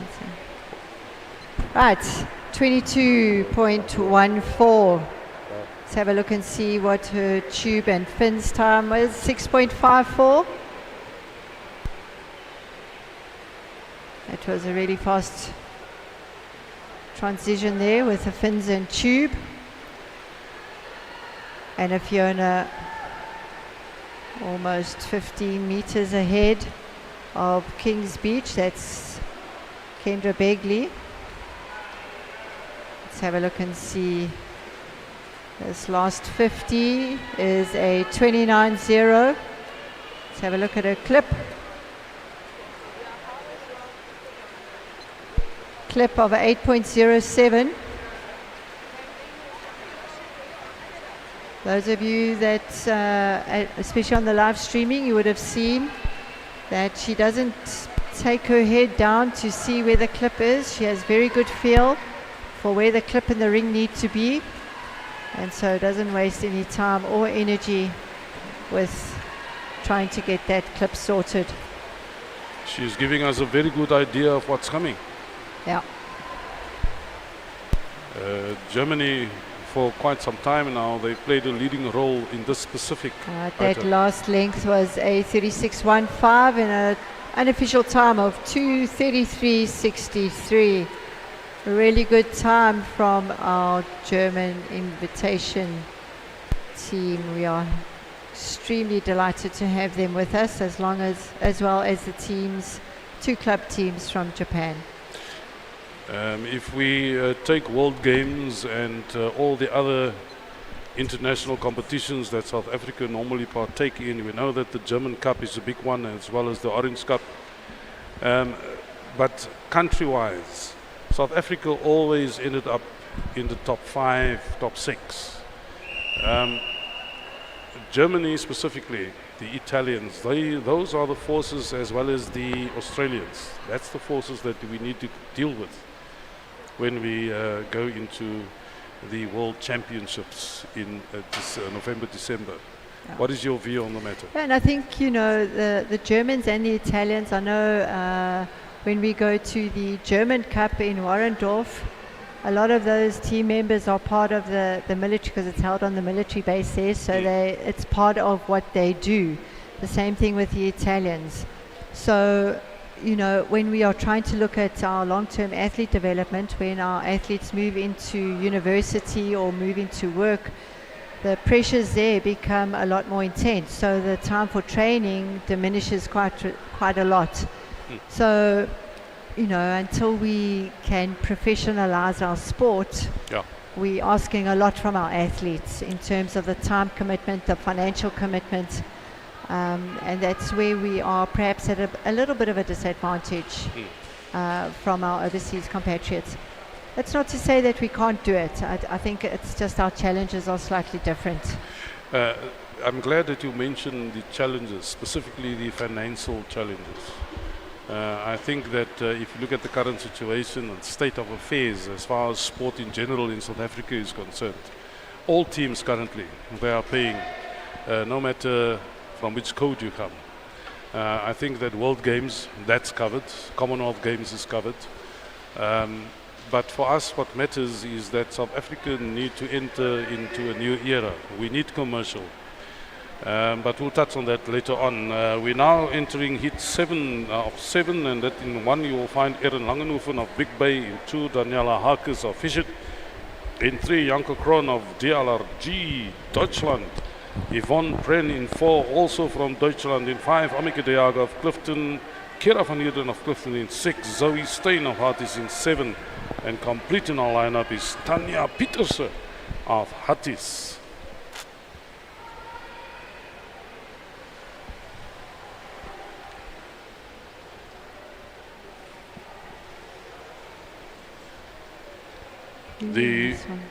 The next event up, whilst we're waiting for the starters' orders, will be event number 26, your boys 14 and over 200 meters, Super Lifesaver. I'll take 4.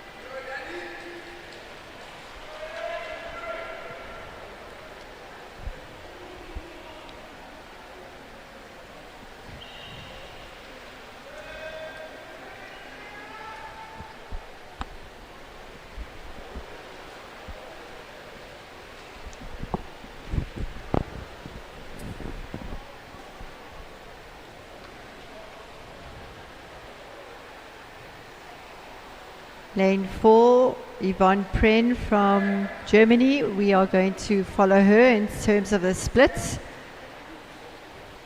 It's always nice to see the comparisons between what our South African athletes can do against our international competitors. So the splits that I'm going to read out will be for Yvonne Pren in lane 4 from Germany.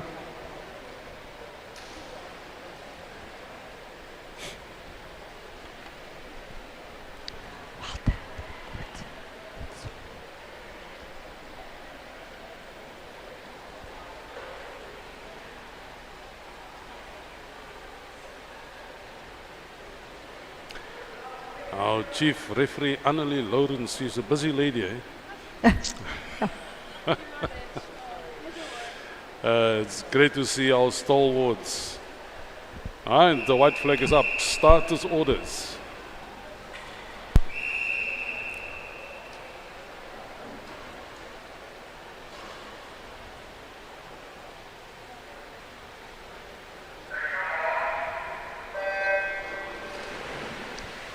Right, they are in. We've got our two Germans, Janka Kron in lane 3, Von Pren lane 4, Amika Diaga and Kara van Heerden 5 and 6 from Clifton respectively.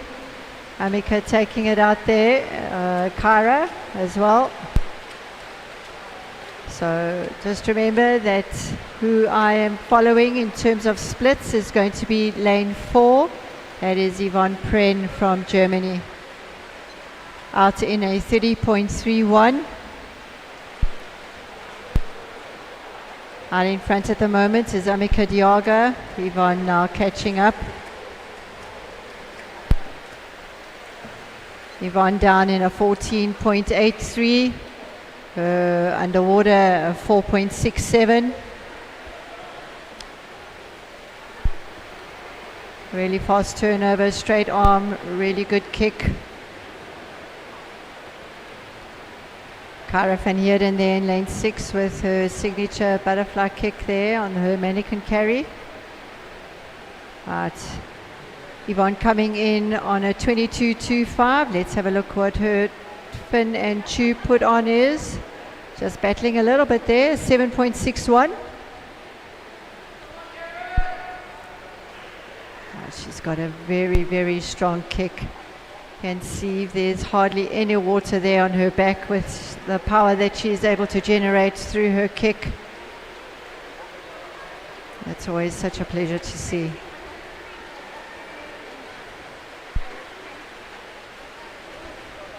Alright, she comes in a 27.40. Let's have a look and see what the clip time is under the arms.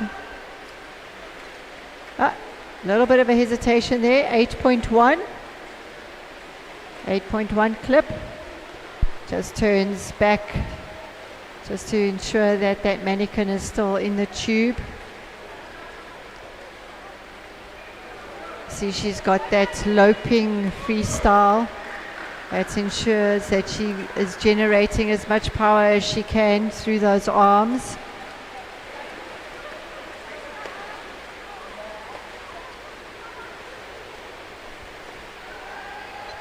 And touches in a 34.86 for that last 50. Unofficial time 2:30.04.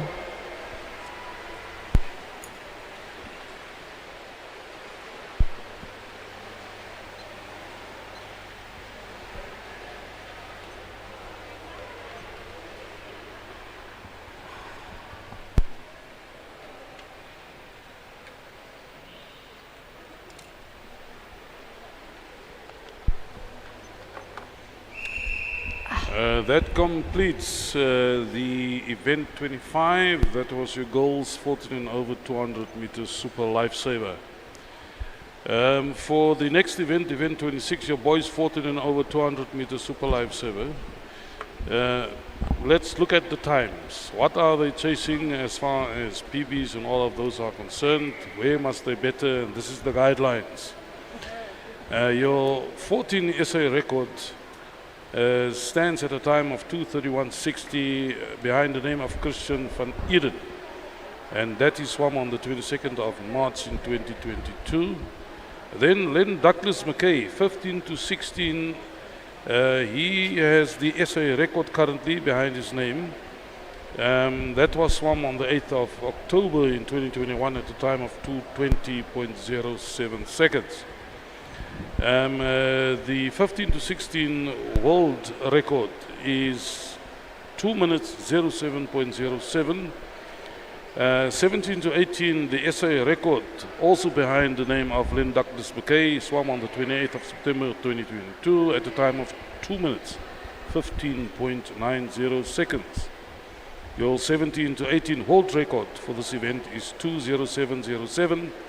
And then 19 and over, the SA records stand behind the name of Johan Lorenz, swam on the 22nd of November of 2019 at a time of 2:11:45.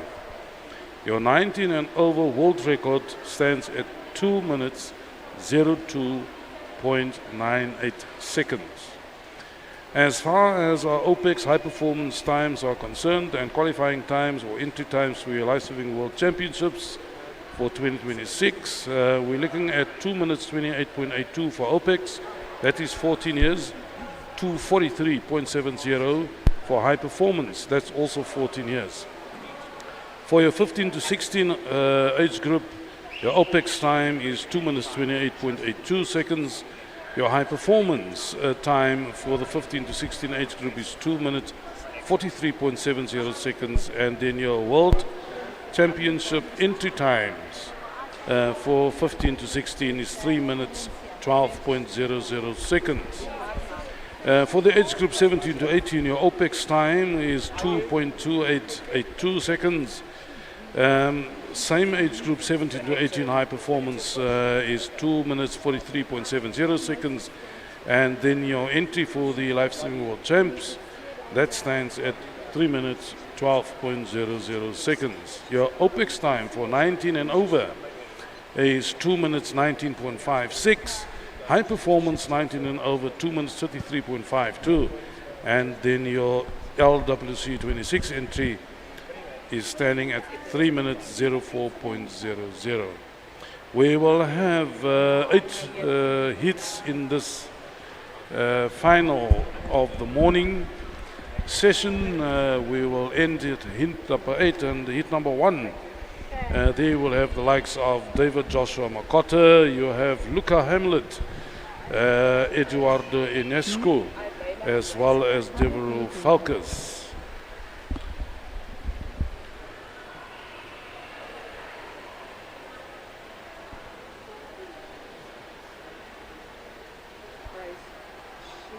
We're just waiting on our divers, and when they complete the lineup, as far as the placement of the mannequins is concerned, then we can start this race.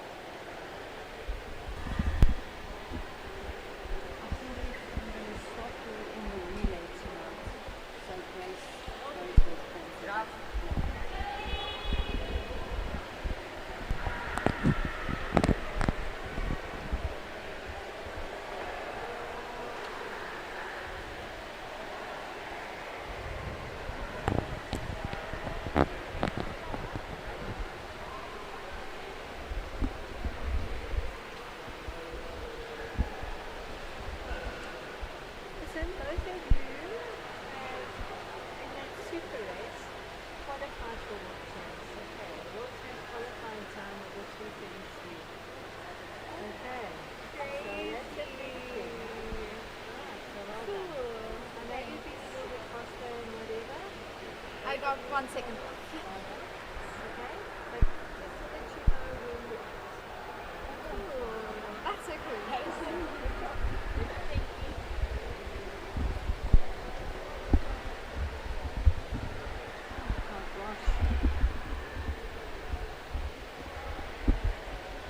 That's so cool. Oh yeah, got this time.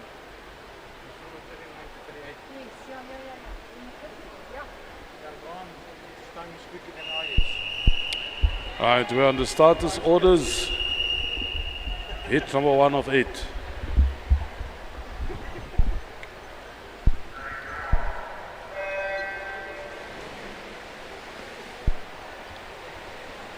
Right, so in lane 2 we have David Joshua Makota from Woodridge, Luca Hamlet in lane 3, Woodridge, Edward Ionescu from Hearties in 4.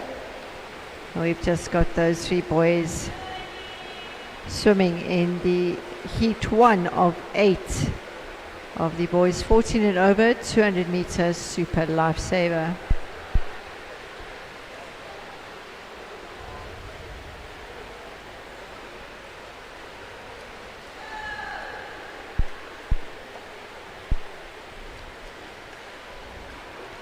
If you have just joined us on the live stream, welcome. We are busy watching the boys 14 and over 200 meter lifesaver. There's some great underwater visuals of the athletes doing the pickup at the 25 meters. So for this event, they will swim 50, tumble, swim 25, go down, pick up the manikin. So this is the leg that they are on at the moment. So they'll swim the 25 meter with the manikin. And then touch the wall, grab their tube and fins. A lot of the athletes will put both fins on at the same time. Boys in this heat will put one on at a time. Get the tube on. So out in front we have Luca Hamlet from Woodridge. No, apologies. Yes, Luca Hamlet from Woodridge out in front at the moment, followed very closely by Edward from Harties in lane 4 and David Joshua also from Woodridge.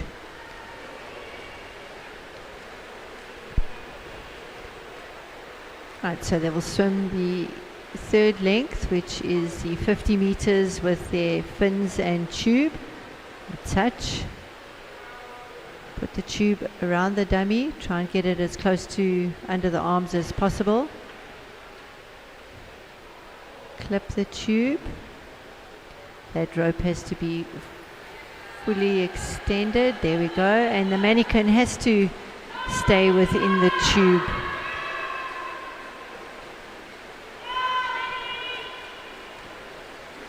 To prevent a disqualification.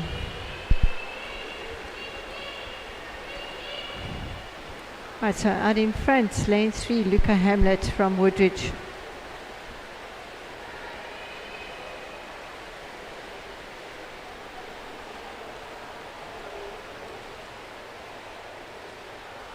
Speaking of disqualification, if you look at this specific race, what can go wrong?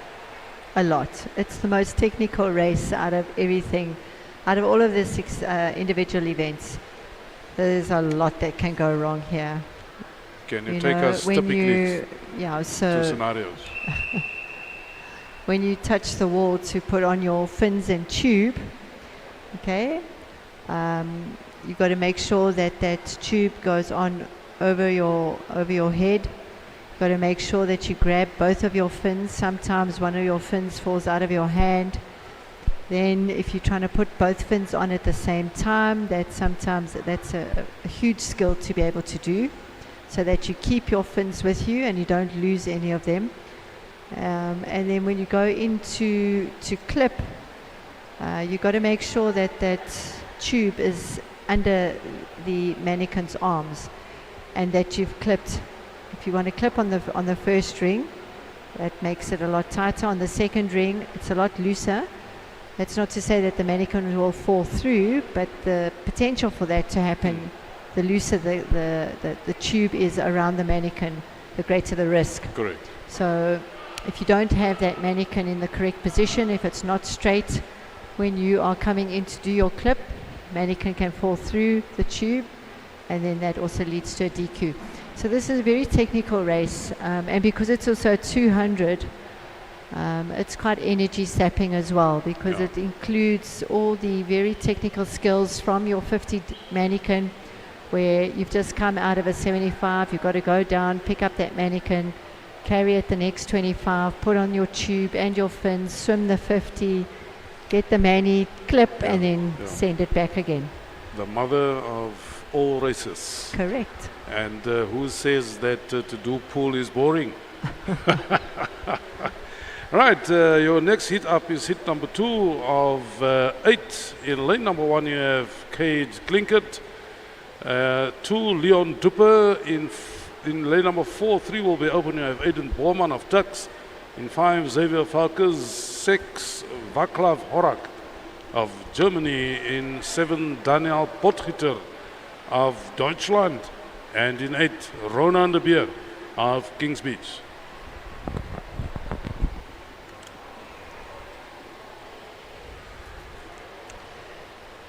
Okay, so for the purposes of anybody who has just joined the streaming for this event, I'm going to take the splits of Aiden Borman in lane 4 from Tix. Aiden, of course, one of our multi-capped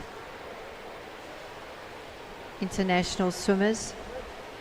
He's made our national team on numerous occasions, participated in World Championships, participated at the Commonwealth Champs as well.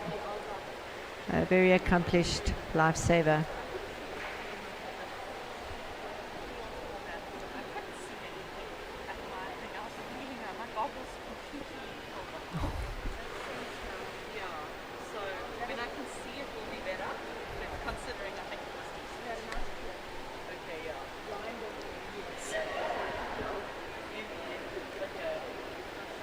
Right, in lane number 3, we're just waiting there for the handlers to sort out the correct weight of the dummy or the manikin. So there's some technical matters that they're attending to. We are nearing the halfway stage for the last day in the pool. And after the completion of this event, there will be a nice break here though. So guys and girls and ladies, they can have a good rest in prep for the finals later this afternoon. And that will conclude our third day in the pool. And then of course our seniors and this cohort of swimmers have a rest day tomorrow, much needed rest day before they hit the beach and the surf on Monday for 3 days of racing there. And then, of course, the next one on is the Masters. Are you going to compete? No. How? Sweet and short. No. No. Yeah. So you leave it for the guys that is much more I fitter. leave it for the guys that can swim. Yeah. Your view on the Masters? I think it's amazing that we have so many entries. Sorry, we have to cut it short there. We'll come back to it. Status orders.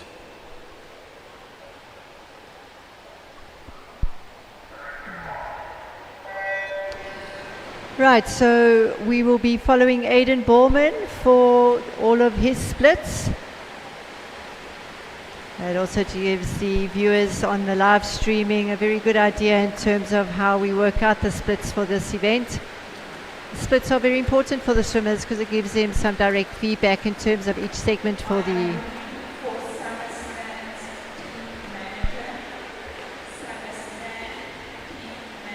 Right, so Aiden out in a 29.81. Out in front at the moment is Vaclav Horak from Woodridge. Aiden taking it out relatively easy. He's got that beautiful long loping stroke down in a 14.68. Underwater 4.48.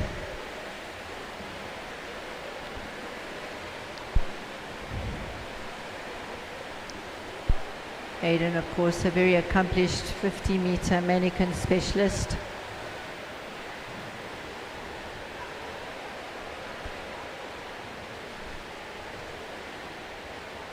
Heather, it's nice to see that we have... Right, so Aiden there in a 25.0. Let's have a look what his fin and tube put on is. He's battling a little bit with his fins. All right, so 12.12. He won't be happy with that. It's really generating a lot of power. A wonderful, easy stroke there. Aiden is very, very strong in the water.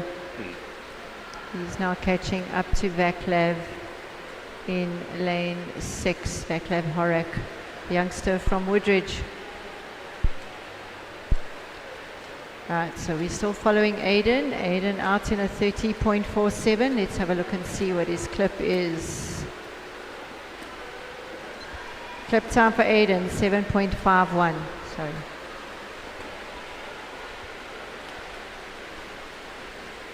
I'm glad to see that we have growth in this event, specifically if you look the competitor that is swimming in lane number 5. Aiden also got that wonderful easy loping stroke. Takes the lead now, no touch first. In a 32.27 of his last 50. An official time 2:36.40.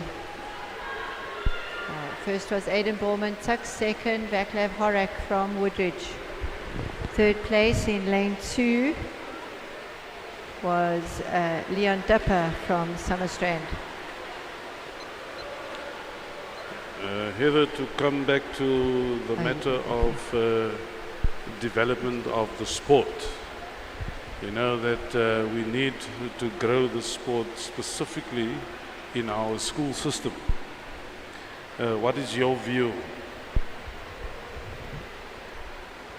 Now, I think our school sport is possibly one of our biggest hurdles, because we compete against swimming, we compete against hockey, we compete against water polo, we compete against rugby.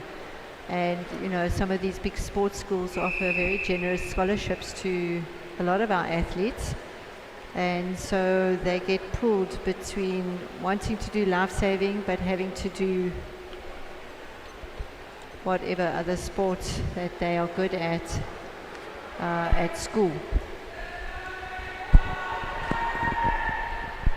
So there's always competition of resources within the school system. Yes.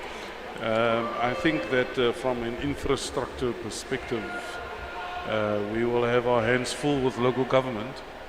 And then, as you've indicated, you know, swimming and water polo, they are taking over our swimming pools. But to their benefit, of course, and we owe it to them. They're putting a lot of resources into the growth of their respective sports. And the reason why I'm bringing this up is that we need support from a life-saving perspective. So all our members, those of you that is on live stream, if you can help take us the sport forward in society, speak to the people that you know that do have the power, so to bring us further on board. All right, let's go to heat number 3 of 8. In 1 you will have Hayden Hemmings. In 2, Liam Brownlee from Clifton. In 3, Nathan Brown of Kings Beach. 4, Idris Hamildin of Fishhook. In 5, Shetha Reid of Kings Beach. In 6, Joshua Stein of Hatties. And in 7, completing the lineup, Otwell Nkobo of Summerstrand.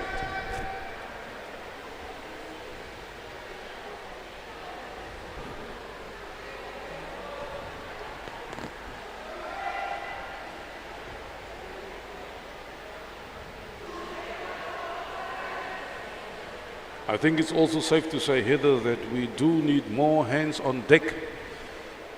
We need our parent society to come forward and qualify yourself as a technical official.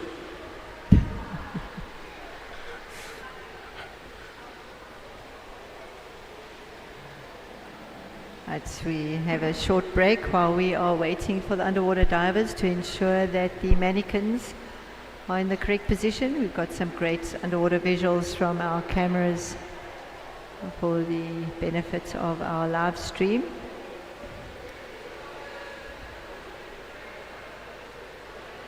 Each mannequin has to be placed correctly before the event can start.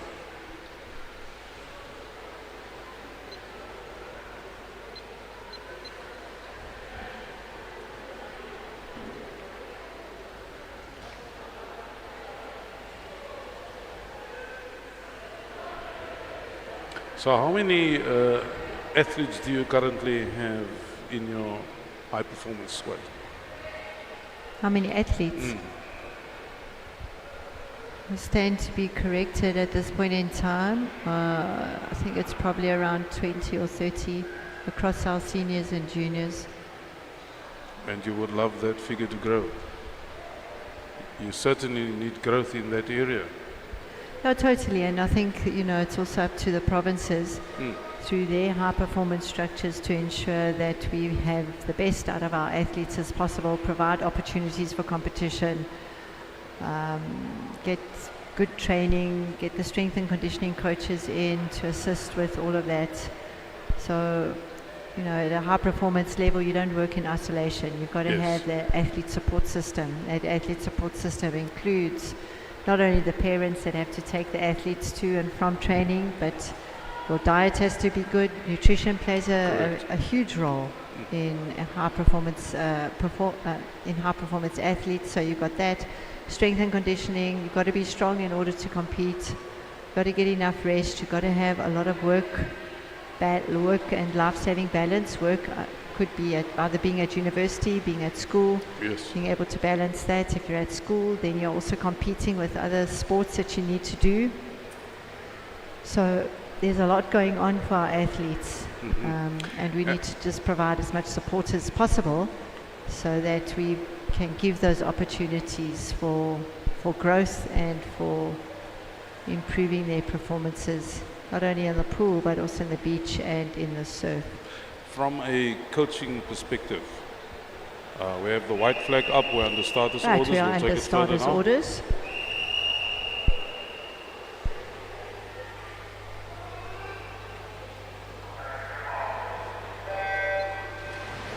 Right, lane 1, we have Hayden Hemmons from Rocks, 2, Liam Brownlee, Clifton, 3, Nathan Brown, Kings Beach, 4, Idris Hamildian, Fishhook, 5, Shenta Reed, Kings Beach, 6, Joshua Stain, Hearties, and in lane 7, Artwell and Gorbel. Out in front, we have got Hayden Hemmons,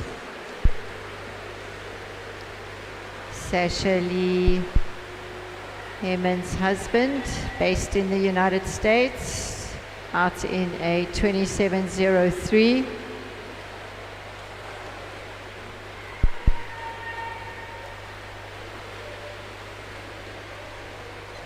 Down in a 14.03.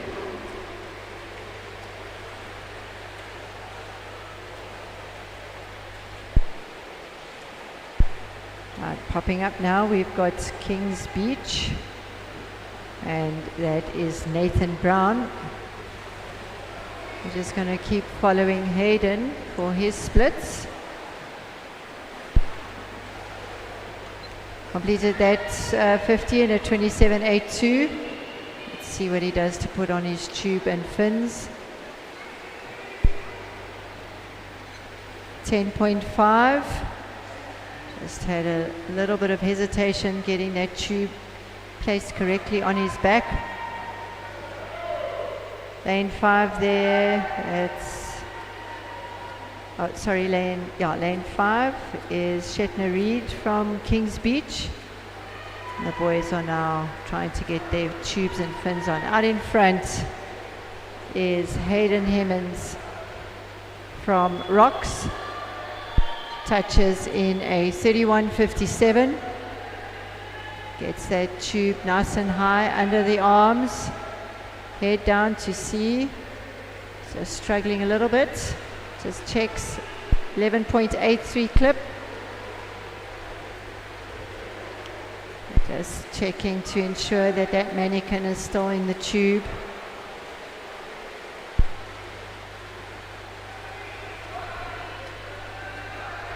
Right, we've got lane 4, Fishhook and Kings Beach. Kings Beach, that's lane 5, Shetner Reed on the way now, as well as Idris Hamildian from Fishhook. But our winner for this heat is going to be Hayden Hemmons from Rocks in an unofficial time of 2:36.80.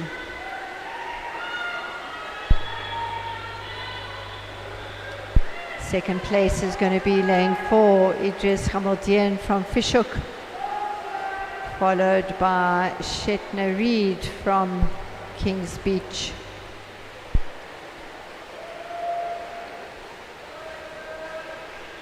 Just to note, in lane 4, Idris is only 14, which means that he would have been participating as a nipper last year. It's a big jump for all of our 14-year-olds.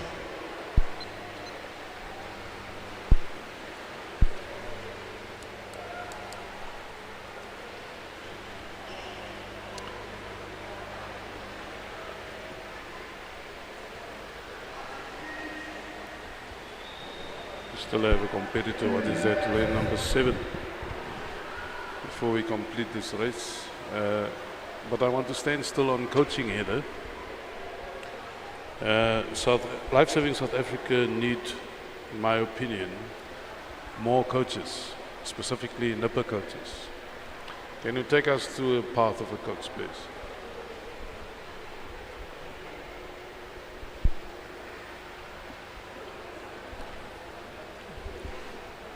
Yes, okay, so we've got our coach education system in place.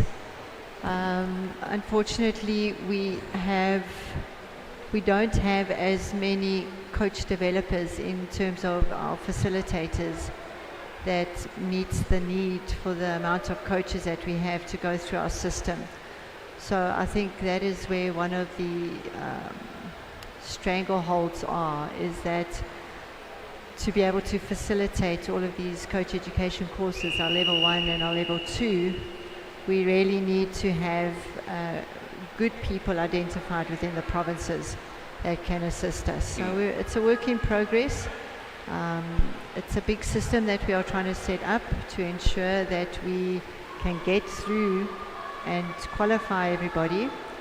And we'll just need to, I think, re-look at where we peg our education at, you know, where we want to peg our level 1, where we want to peg our level 2.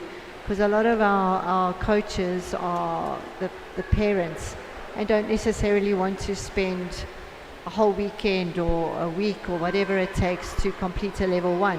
But they're there every weekend, either on the beach or at the pool, and they just want to be involved. They've got a little bit of technique behind them.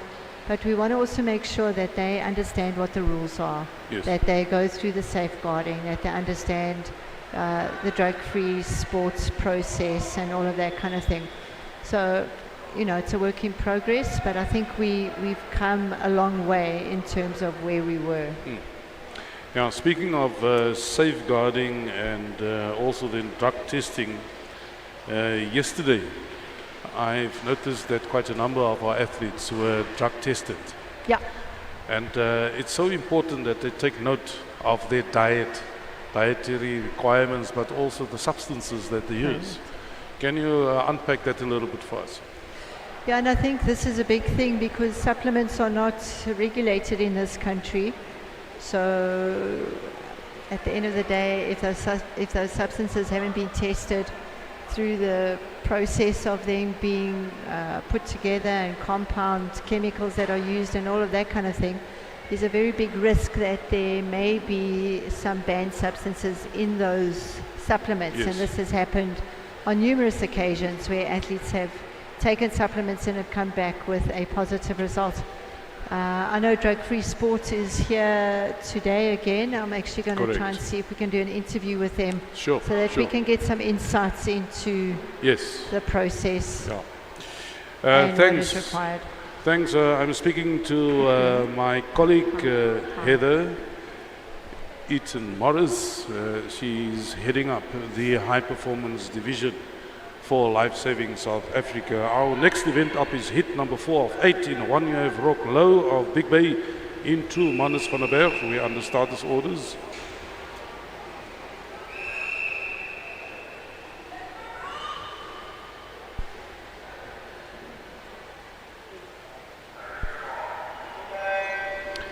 In lane number 3, Rowan Faber, 4, Joseph Brading in 5, Kellen McIntyre, Michael Goodall in 6, Evan Neft in 7, and Nirvan Bapu in 8.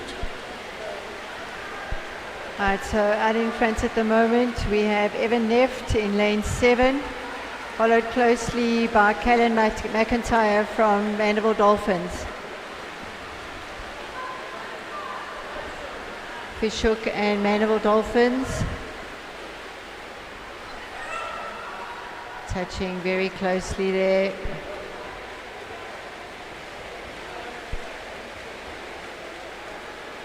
Have next to Callan, Michael Goodall, as well as Joseph Breitling from Clifton and Fishhook respectively. Callan out at a very quick underwater there. Out in front at the moment you've got Callan McIntyre from Mandela Dolphins.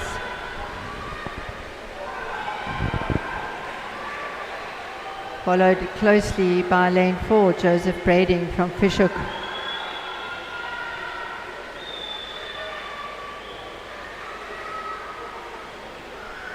Callan just touching first, followed by Fishhook and Clifton. Really good put on from Callan, 7.32 seconds. And see how important it is to have a good fin and tube put on.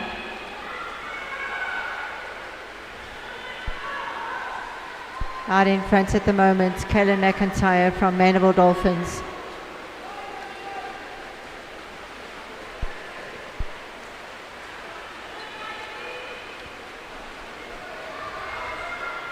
It's a good position of the manikin. 6.47 clip. Lane 4, that is Joseph Breitling from Fishhook. Oh, very good clip there from Marnitz Vandenberg from Mandela Dolphins in lane 2. Managed to do a really good clip and break away from Fishhook and Clifton. It's out in front. We have Callan McIntyre from Mandela Dolphins. Unofficial time 2:40.43.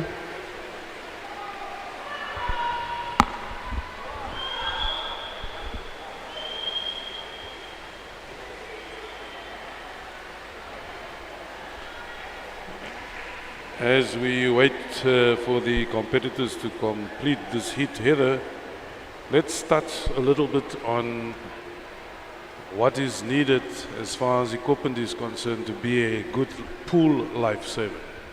I've noticed that this fins that our competitors are using, called Russians, very expensive. So it's the rockets that are really expensive. They are made from carbon fiber blades. The foot pockets, the blades have evolved over the years in terms of the capabilities and the stiffness of the blade, which will play a very big role in how fast the swimmer is able to get through the water using those fins. The Russians are slightly bigger foot pocket, a lot less or a lot more flexible in the blade, and we will see a lot of our juniors, so those 14, 15-year-olds using those fins before they move into the rockets. The rockets are really heavy. You've got to have strong ankles in order to avoid injury, and yes, they come at a price tag. Those fins are costing in excess of 10,000 Rand. Correct. They imported predominantly from the Ukraine. So, yeah. And it's all to But do. I think the use of them has propelled times Yes, I've noticed that. globally. And to ensure that you swim best times, that is what you needed. Yeah. Wow, very interesting. Hit number 5 is up of 8. You have in 1 Wade Buckets of Fishhook, in 2 Zach Sampson of Clifton, in 3 Punit Nakandrakumar of Big Bay, 4 Caleb Jansen of Big Bay, in 5 Daniel Moynihan of Durban Serve.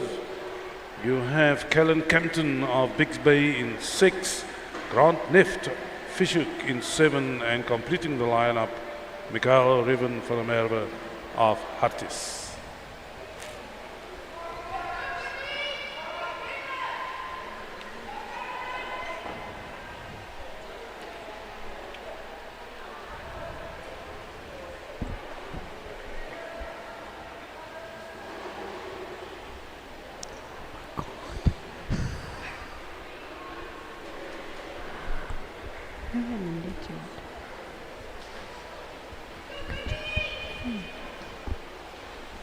back, sorry.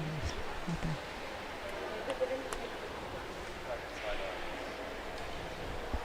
What?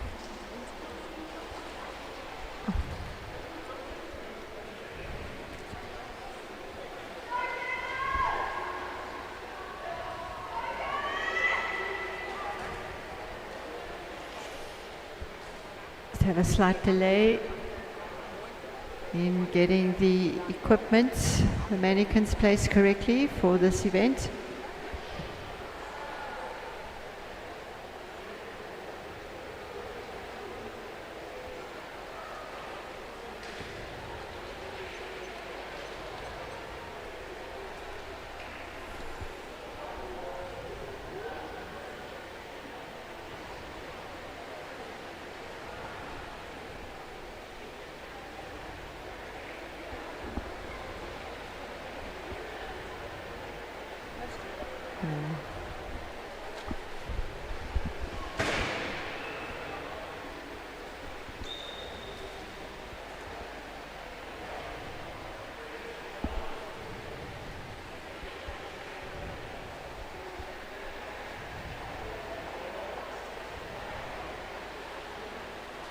Whilst we wait for status orders, Heather, if you look at the work that Lifesaving do and where did it all start, I think that from a water smart perspective and from an awareness perspective that Lifesaving is the leading authority on water safety and education for our listeners' sake. Drowning prevention and life-saving sport makes up the full package. Can you unpack a little bit more on the work that we do? Things like the training of lifeguards. Can't hear you. Can't hear me? What's wrong?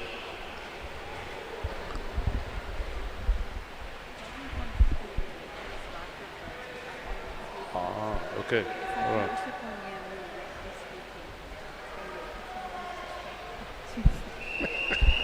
All right, we're going to start this orders. We'll take this thing further now.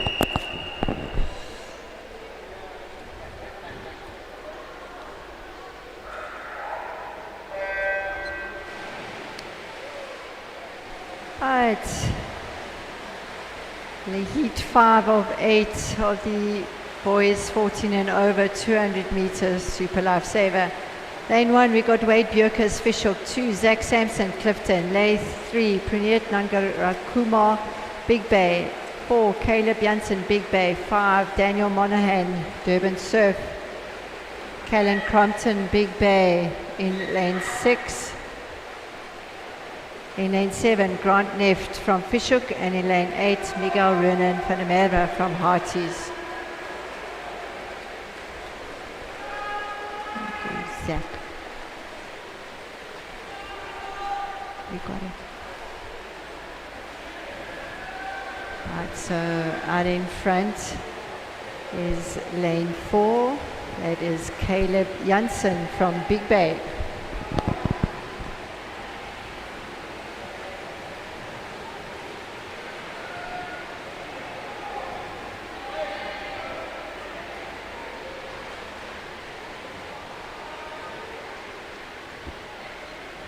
Let's have a look and see what Caleb's tube and fin put on time is.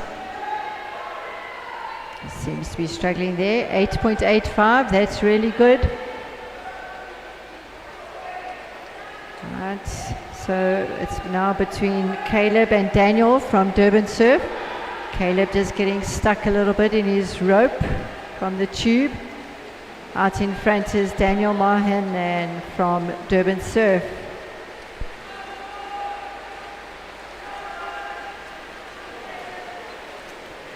I'll take a look at what Daniel's clip time is.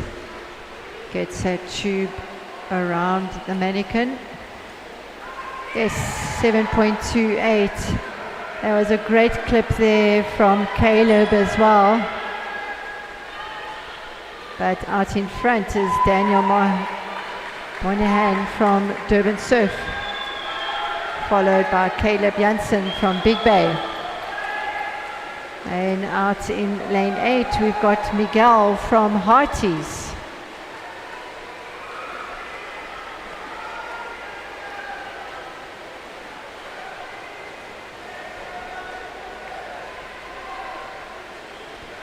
An official, oh, I don't have that time, apologies.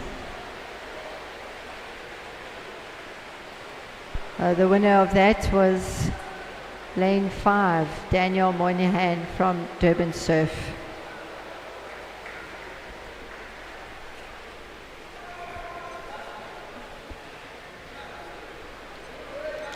Just wait for it to finish.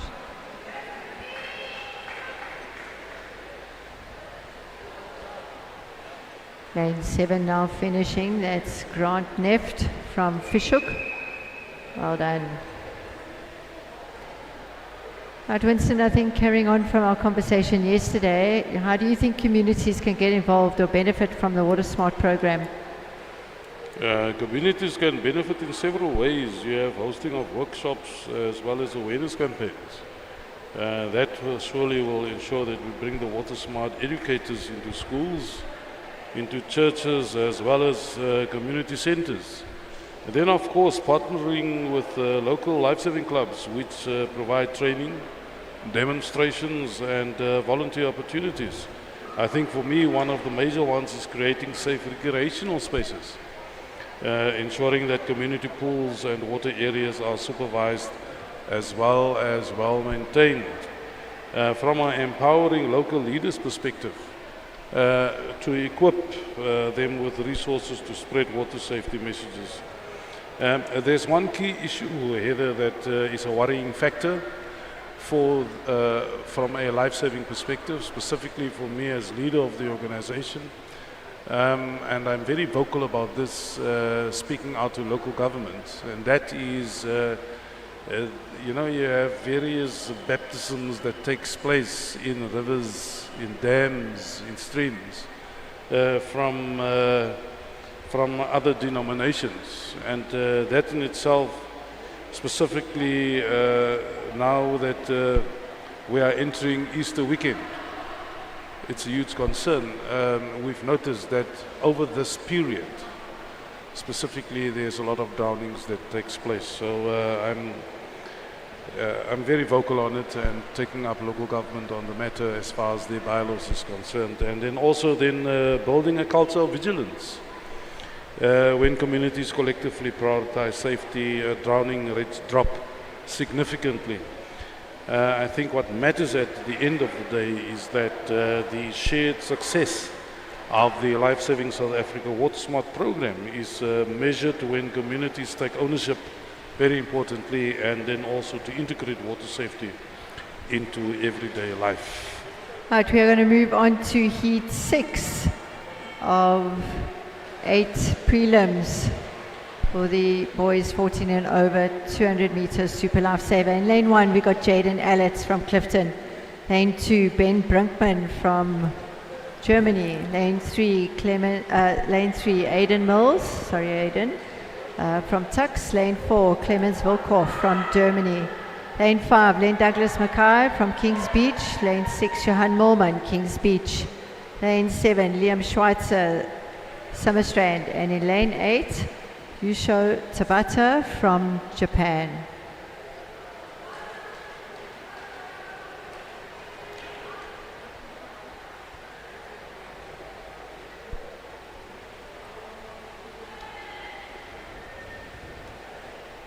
Right, so in this heat we will be following in terms of splits our international competitor Clemens Wilkorp from lane 4. So the splits that I read out will be for him. It's always good to have a look and see what our overseas competitors are able to do. We saw some great times and great splits from the 2 German girls earlier.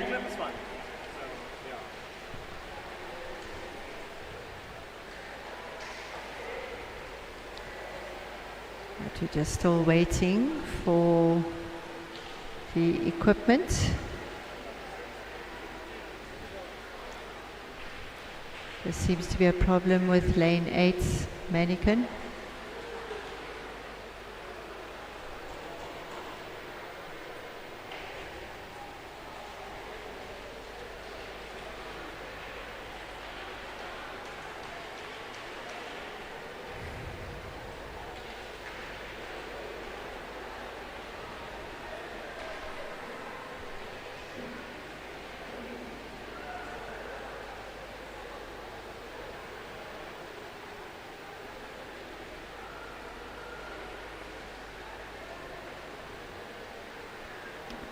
So just having a short break to ensure that all the manis are filled up correctly on the shallow end of the pool.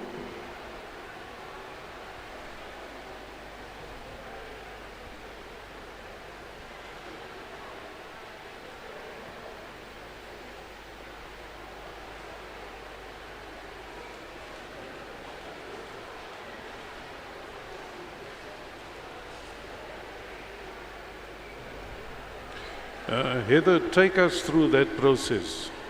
What is the weight of that mannequins when it's balanced in the water? You have an idea? Someone told me about 20 kilograms. Can it be? Yeah, if not more, especially when they're filled up. And it's all to do, for our listeners' sake, it's all to do with simulation. When you save a life in real time. So if you look at the mannequins, it is filled with water halfway, and that weight of the mannequin, if you take it out of the water, is anything between 30 to 40 kgs. I can't give you the exact spec for that now, but I can tell you this, it's a heavy load. So when you see our competitors towing the mannequin, specifically if you look at the shore dummy, we call it in the old days the shore dummy, and that is the 50-meter mannequin rescue. Everything against speed. The weight of that dummy or the mannequin then that they take with them is anything between 30 to 40 kgs.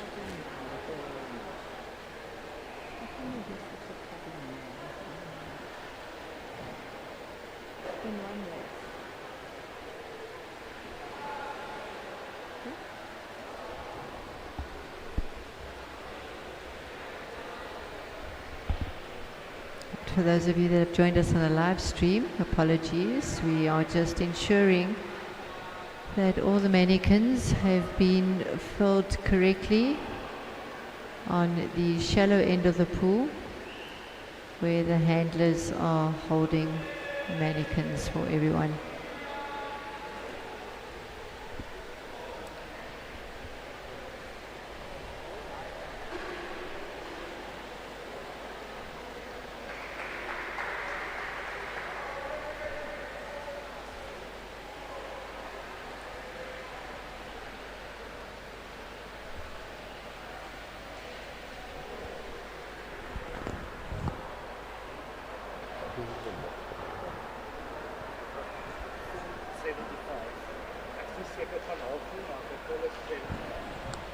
I was just informed that when that mannequin is fully complete or fully filled with water, the total weight, for our listeners' sake, is 75 kilograms. That gives you an idea the value that life-saving sport brings to our day-to-day public. So please, those of you out there that want to practice the sport, you're welcome to join us. Right, we Starters are under orders. starters orders for heat 6.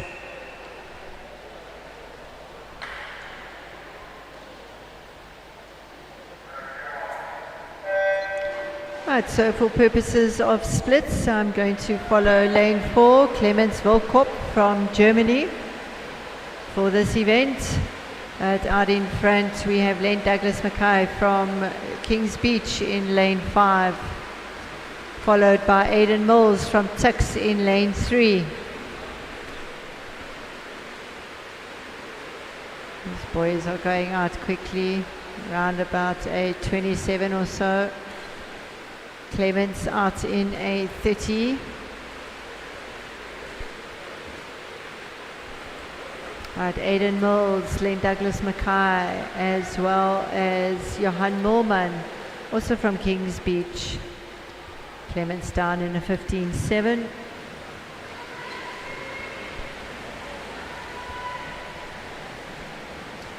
Right, so it's Aidan Mills from Tux in lane 3, Johan Moorman in lane 6 from Kings Beach. Also have Len Douglas. It's going to be Aidan and Johan. Tucks and Kings Beach.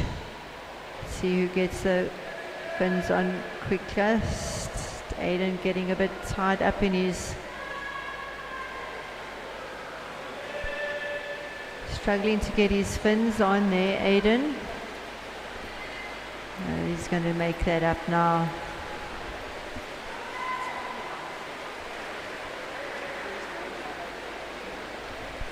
Gian Norman. So Gian Norman in lane 6. Then Douglas Mackay in lane 5. Then Douglas had a really good clip. Gian just battling a little bit, trying to get comfortable with the tube. Aiden is recovering really nicely now, had a really good clip there. Has been pushed hard by lane 2, Ben Brinkman from Germany.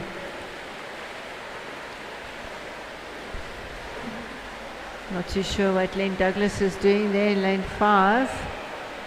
Looks like he's having a bit of a holiday going into the wall. Yep, there he goes. Lane Douglas, lane 5. In lane 6 we have Gian Norman. Aiden Mills had a really good recovery from his toe and fins.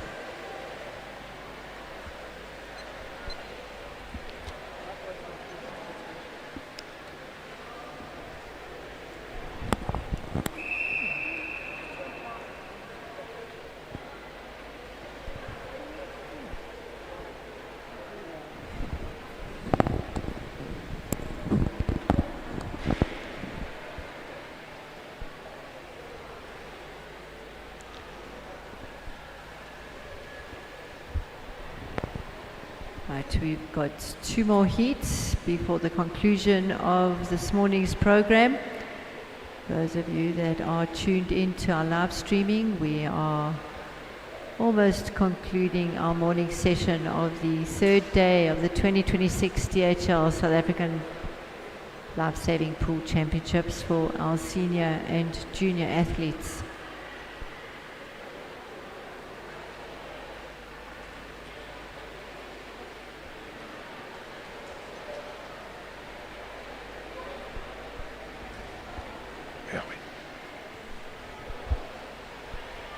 The next heat is heat number 7 of 8.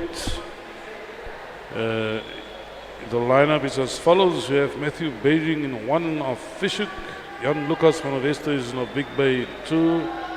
Risei Takada in 3. You will have Fabian Herman of DLRG in 4. Vilan Basson of Clifton in 5. Connor Bagley of Kings Beach in 6. Zach Waters of Clifton in 7, and completing the lineup in 8, AJ Brits of Mandela Dolphins.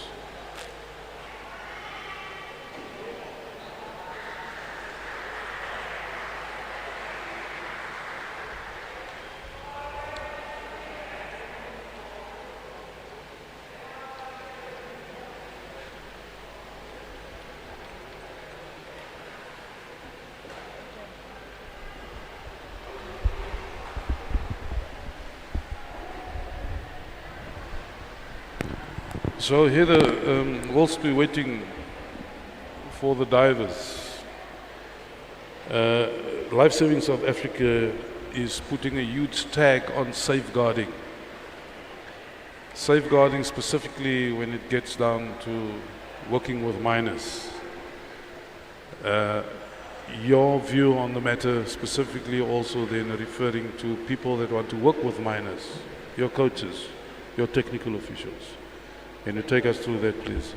I think it's extremely important in terms of the increasing numbers of reported as well as unreported athlete abuse, whether it's by coaches, team managers, peers, and just, there's all different types of abuse as well. So I think it's very, very important. The athletes need to know what their rights are, what their responsibilities are, and that extends to the coaches, to the team management, the officials. Everybody needs to work together in order to create a safe space for our athletes to participate. So it is extremely important that, you know, when there are safeguarding, we'll just Well, wait we're on the now. status orders. We'll take it further now.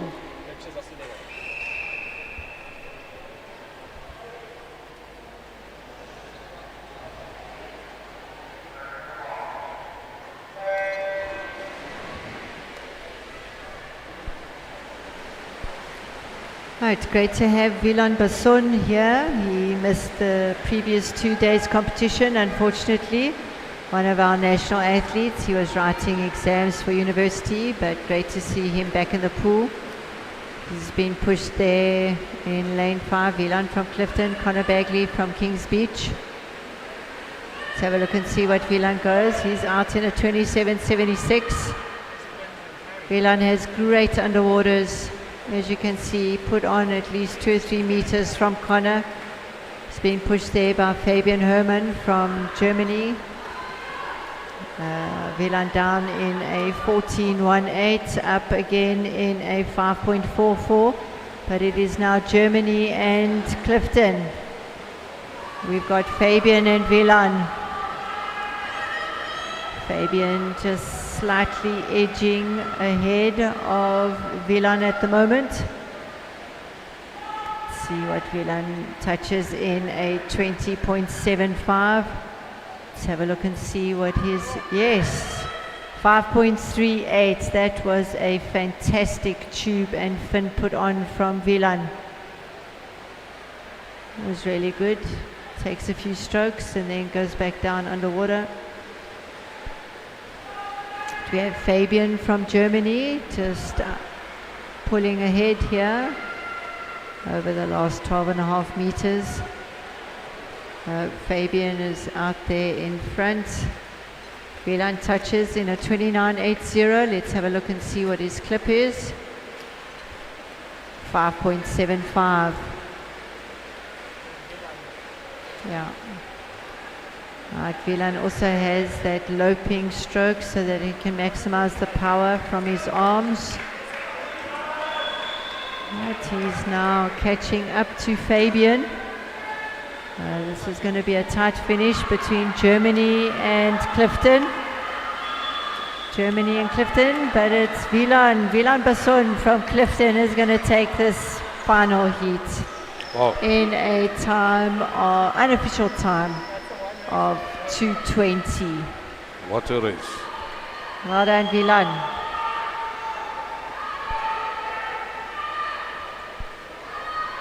Can't wait for the finals later this afternoon. Yeah, it's going to be some great racing.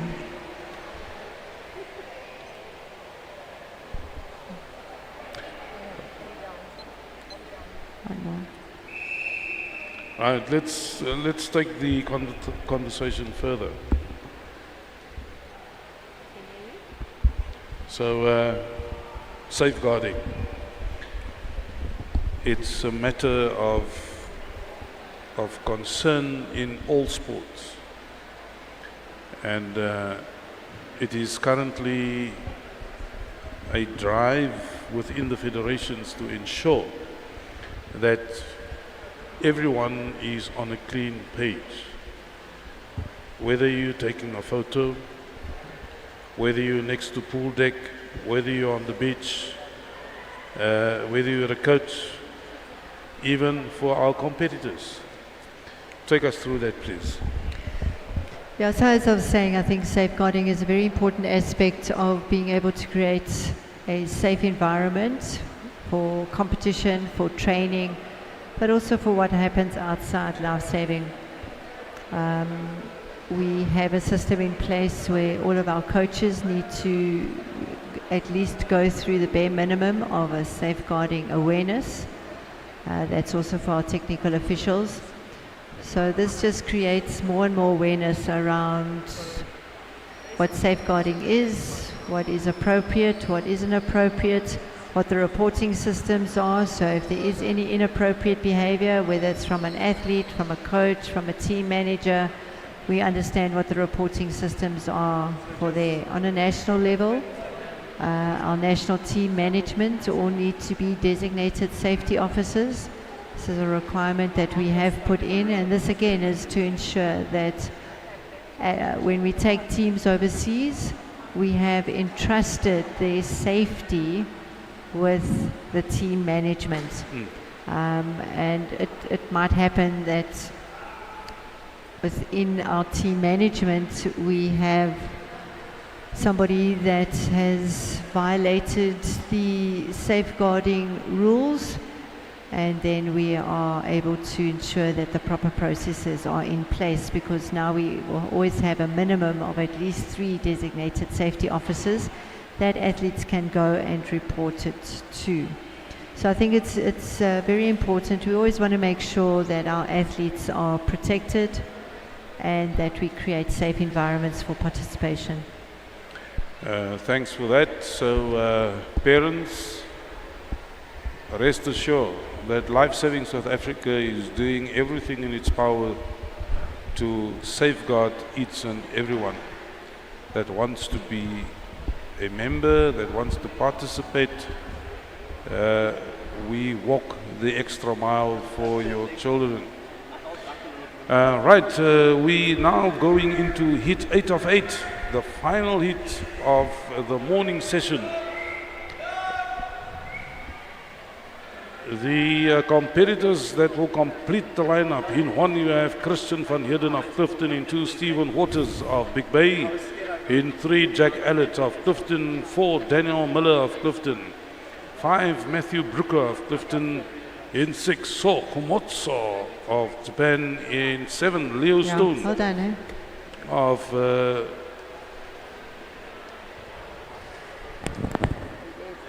sorry, what did you say? You speak there? In 8 we have Luca Basson of Clifton, and in 7, sorry I forget to give you that one, we have Leo Stone of Summerstrand. We again have a problem with one of the mannequins in lane number 1. The handler is sorted now. Now we move to lane number 2. I don't know what's wrong with our mannequins today.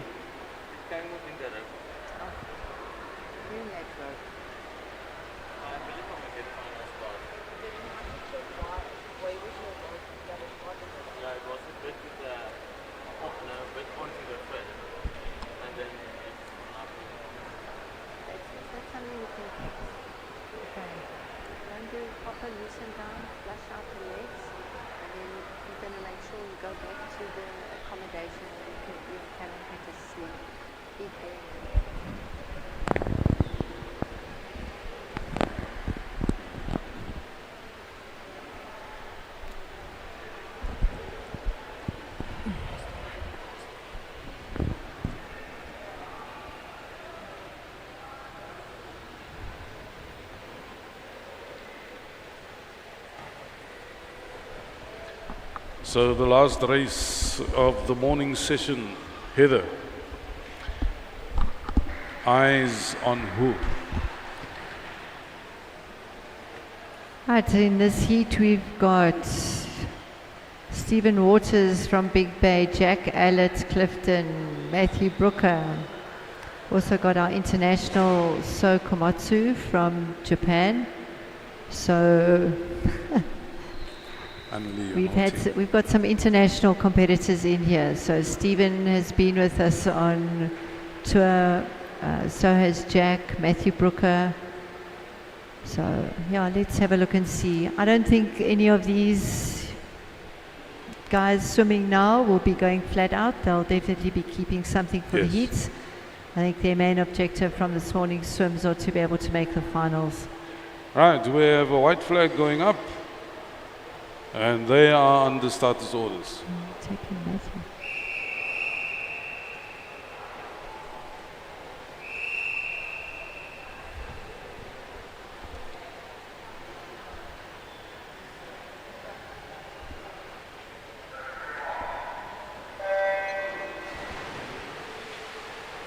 Right, lane 1, Christian van Heerden, Clifton. 2, Stephen Orders, Big Bay. 3, Jack Allett, Clifton. 4, Daniel Miller, Clifton. 5, Maddie Brooker, Clifton.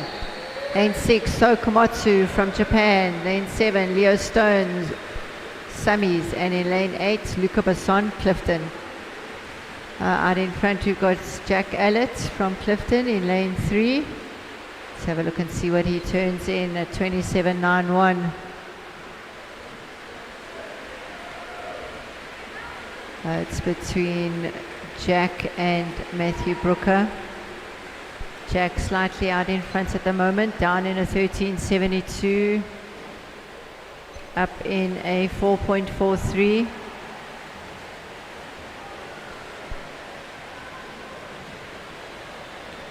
Matthew Brooker taking it out now. We'll just have a look and see what his split is for this 25 meters.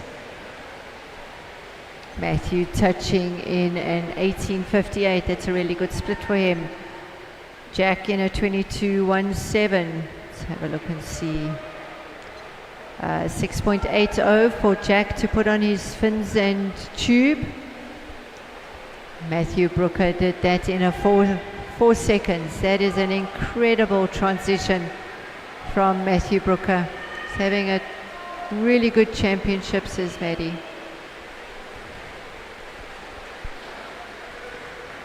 Jackie here coming in second. Let's have a look and see, out in a 28.67. Let's have a look and see what Jack's clip is. Yeah, really good clip, 6.7. Matthew's clip was a 7.83. I think Matthew just taking it easy now, going into the final 25 meters. Jack just changed his breathing, but also just nice and easy, conserving some energy for this evening. Our winner is going to be Matthew Brooker from Clifton. Second place, Jack Allett in a time of 2:23.16. Matthew in a time of 2:20.77. Of course, all unofficial times. And so that concludes our morning program of day 3 for the 2026 DHL South African Lifesaving Pool Championships. Eda, thank you very much. Thank you, Winston. We'll see each other later. Correct. Thank you for joining us on the live stream. We will now be breaking for some much deserved lunch, especially for the officials. Just like to thank all of the officials once again for all of their time and dedication to ensure that these championships run smoothly.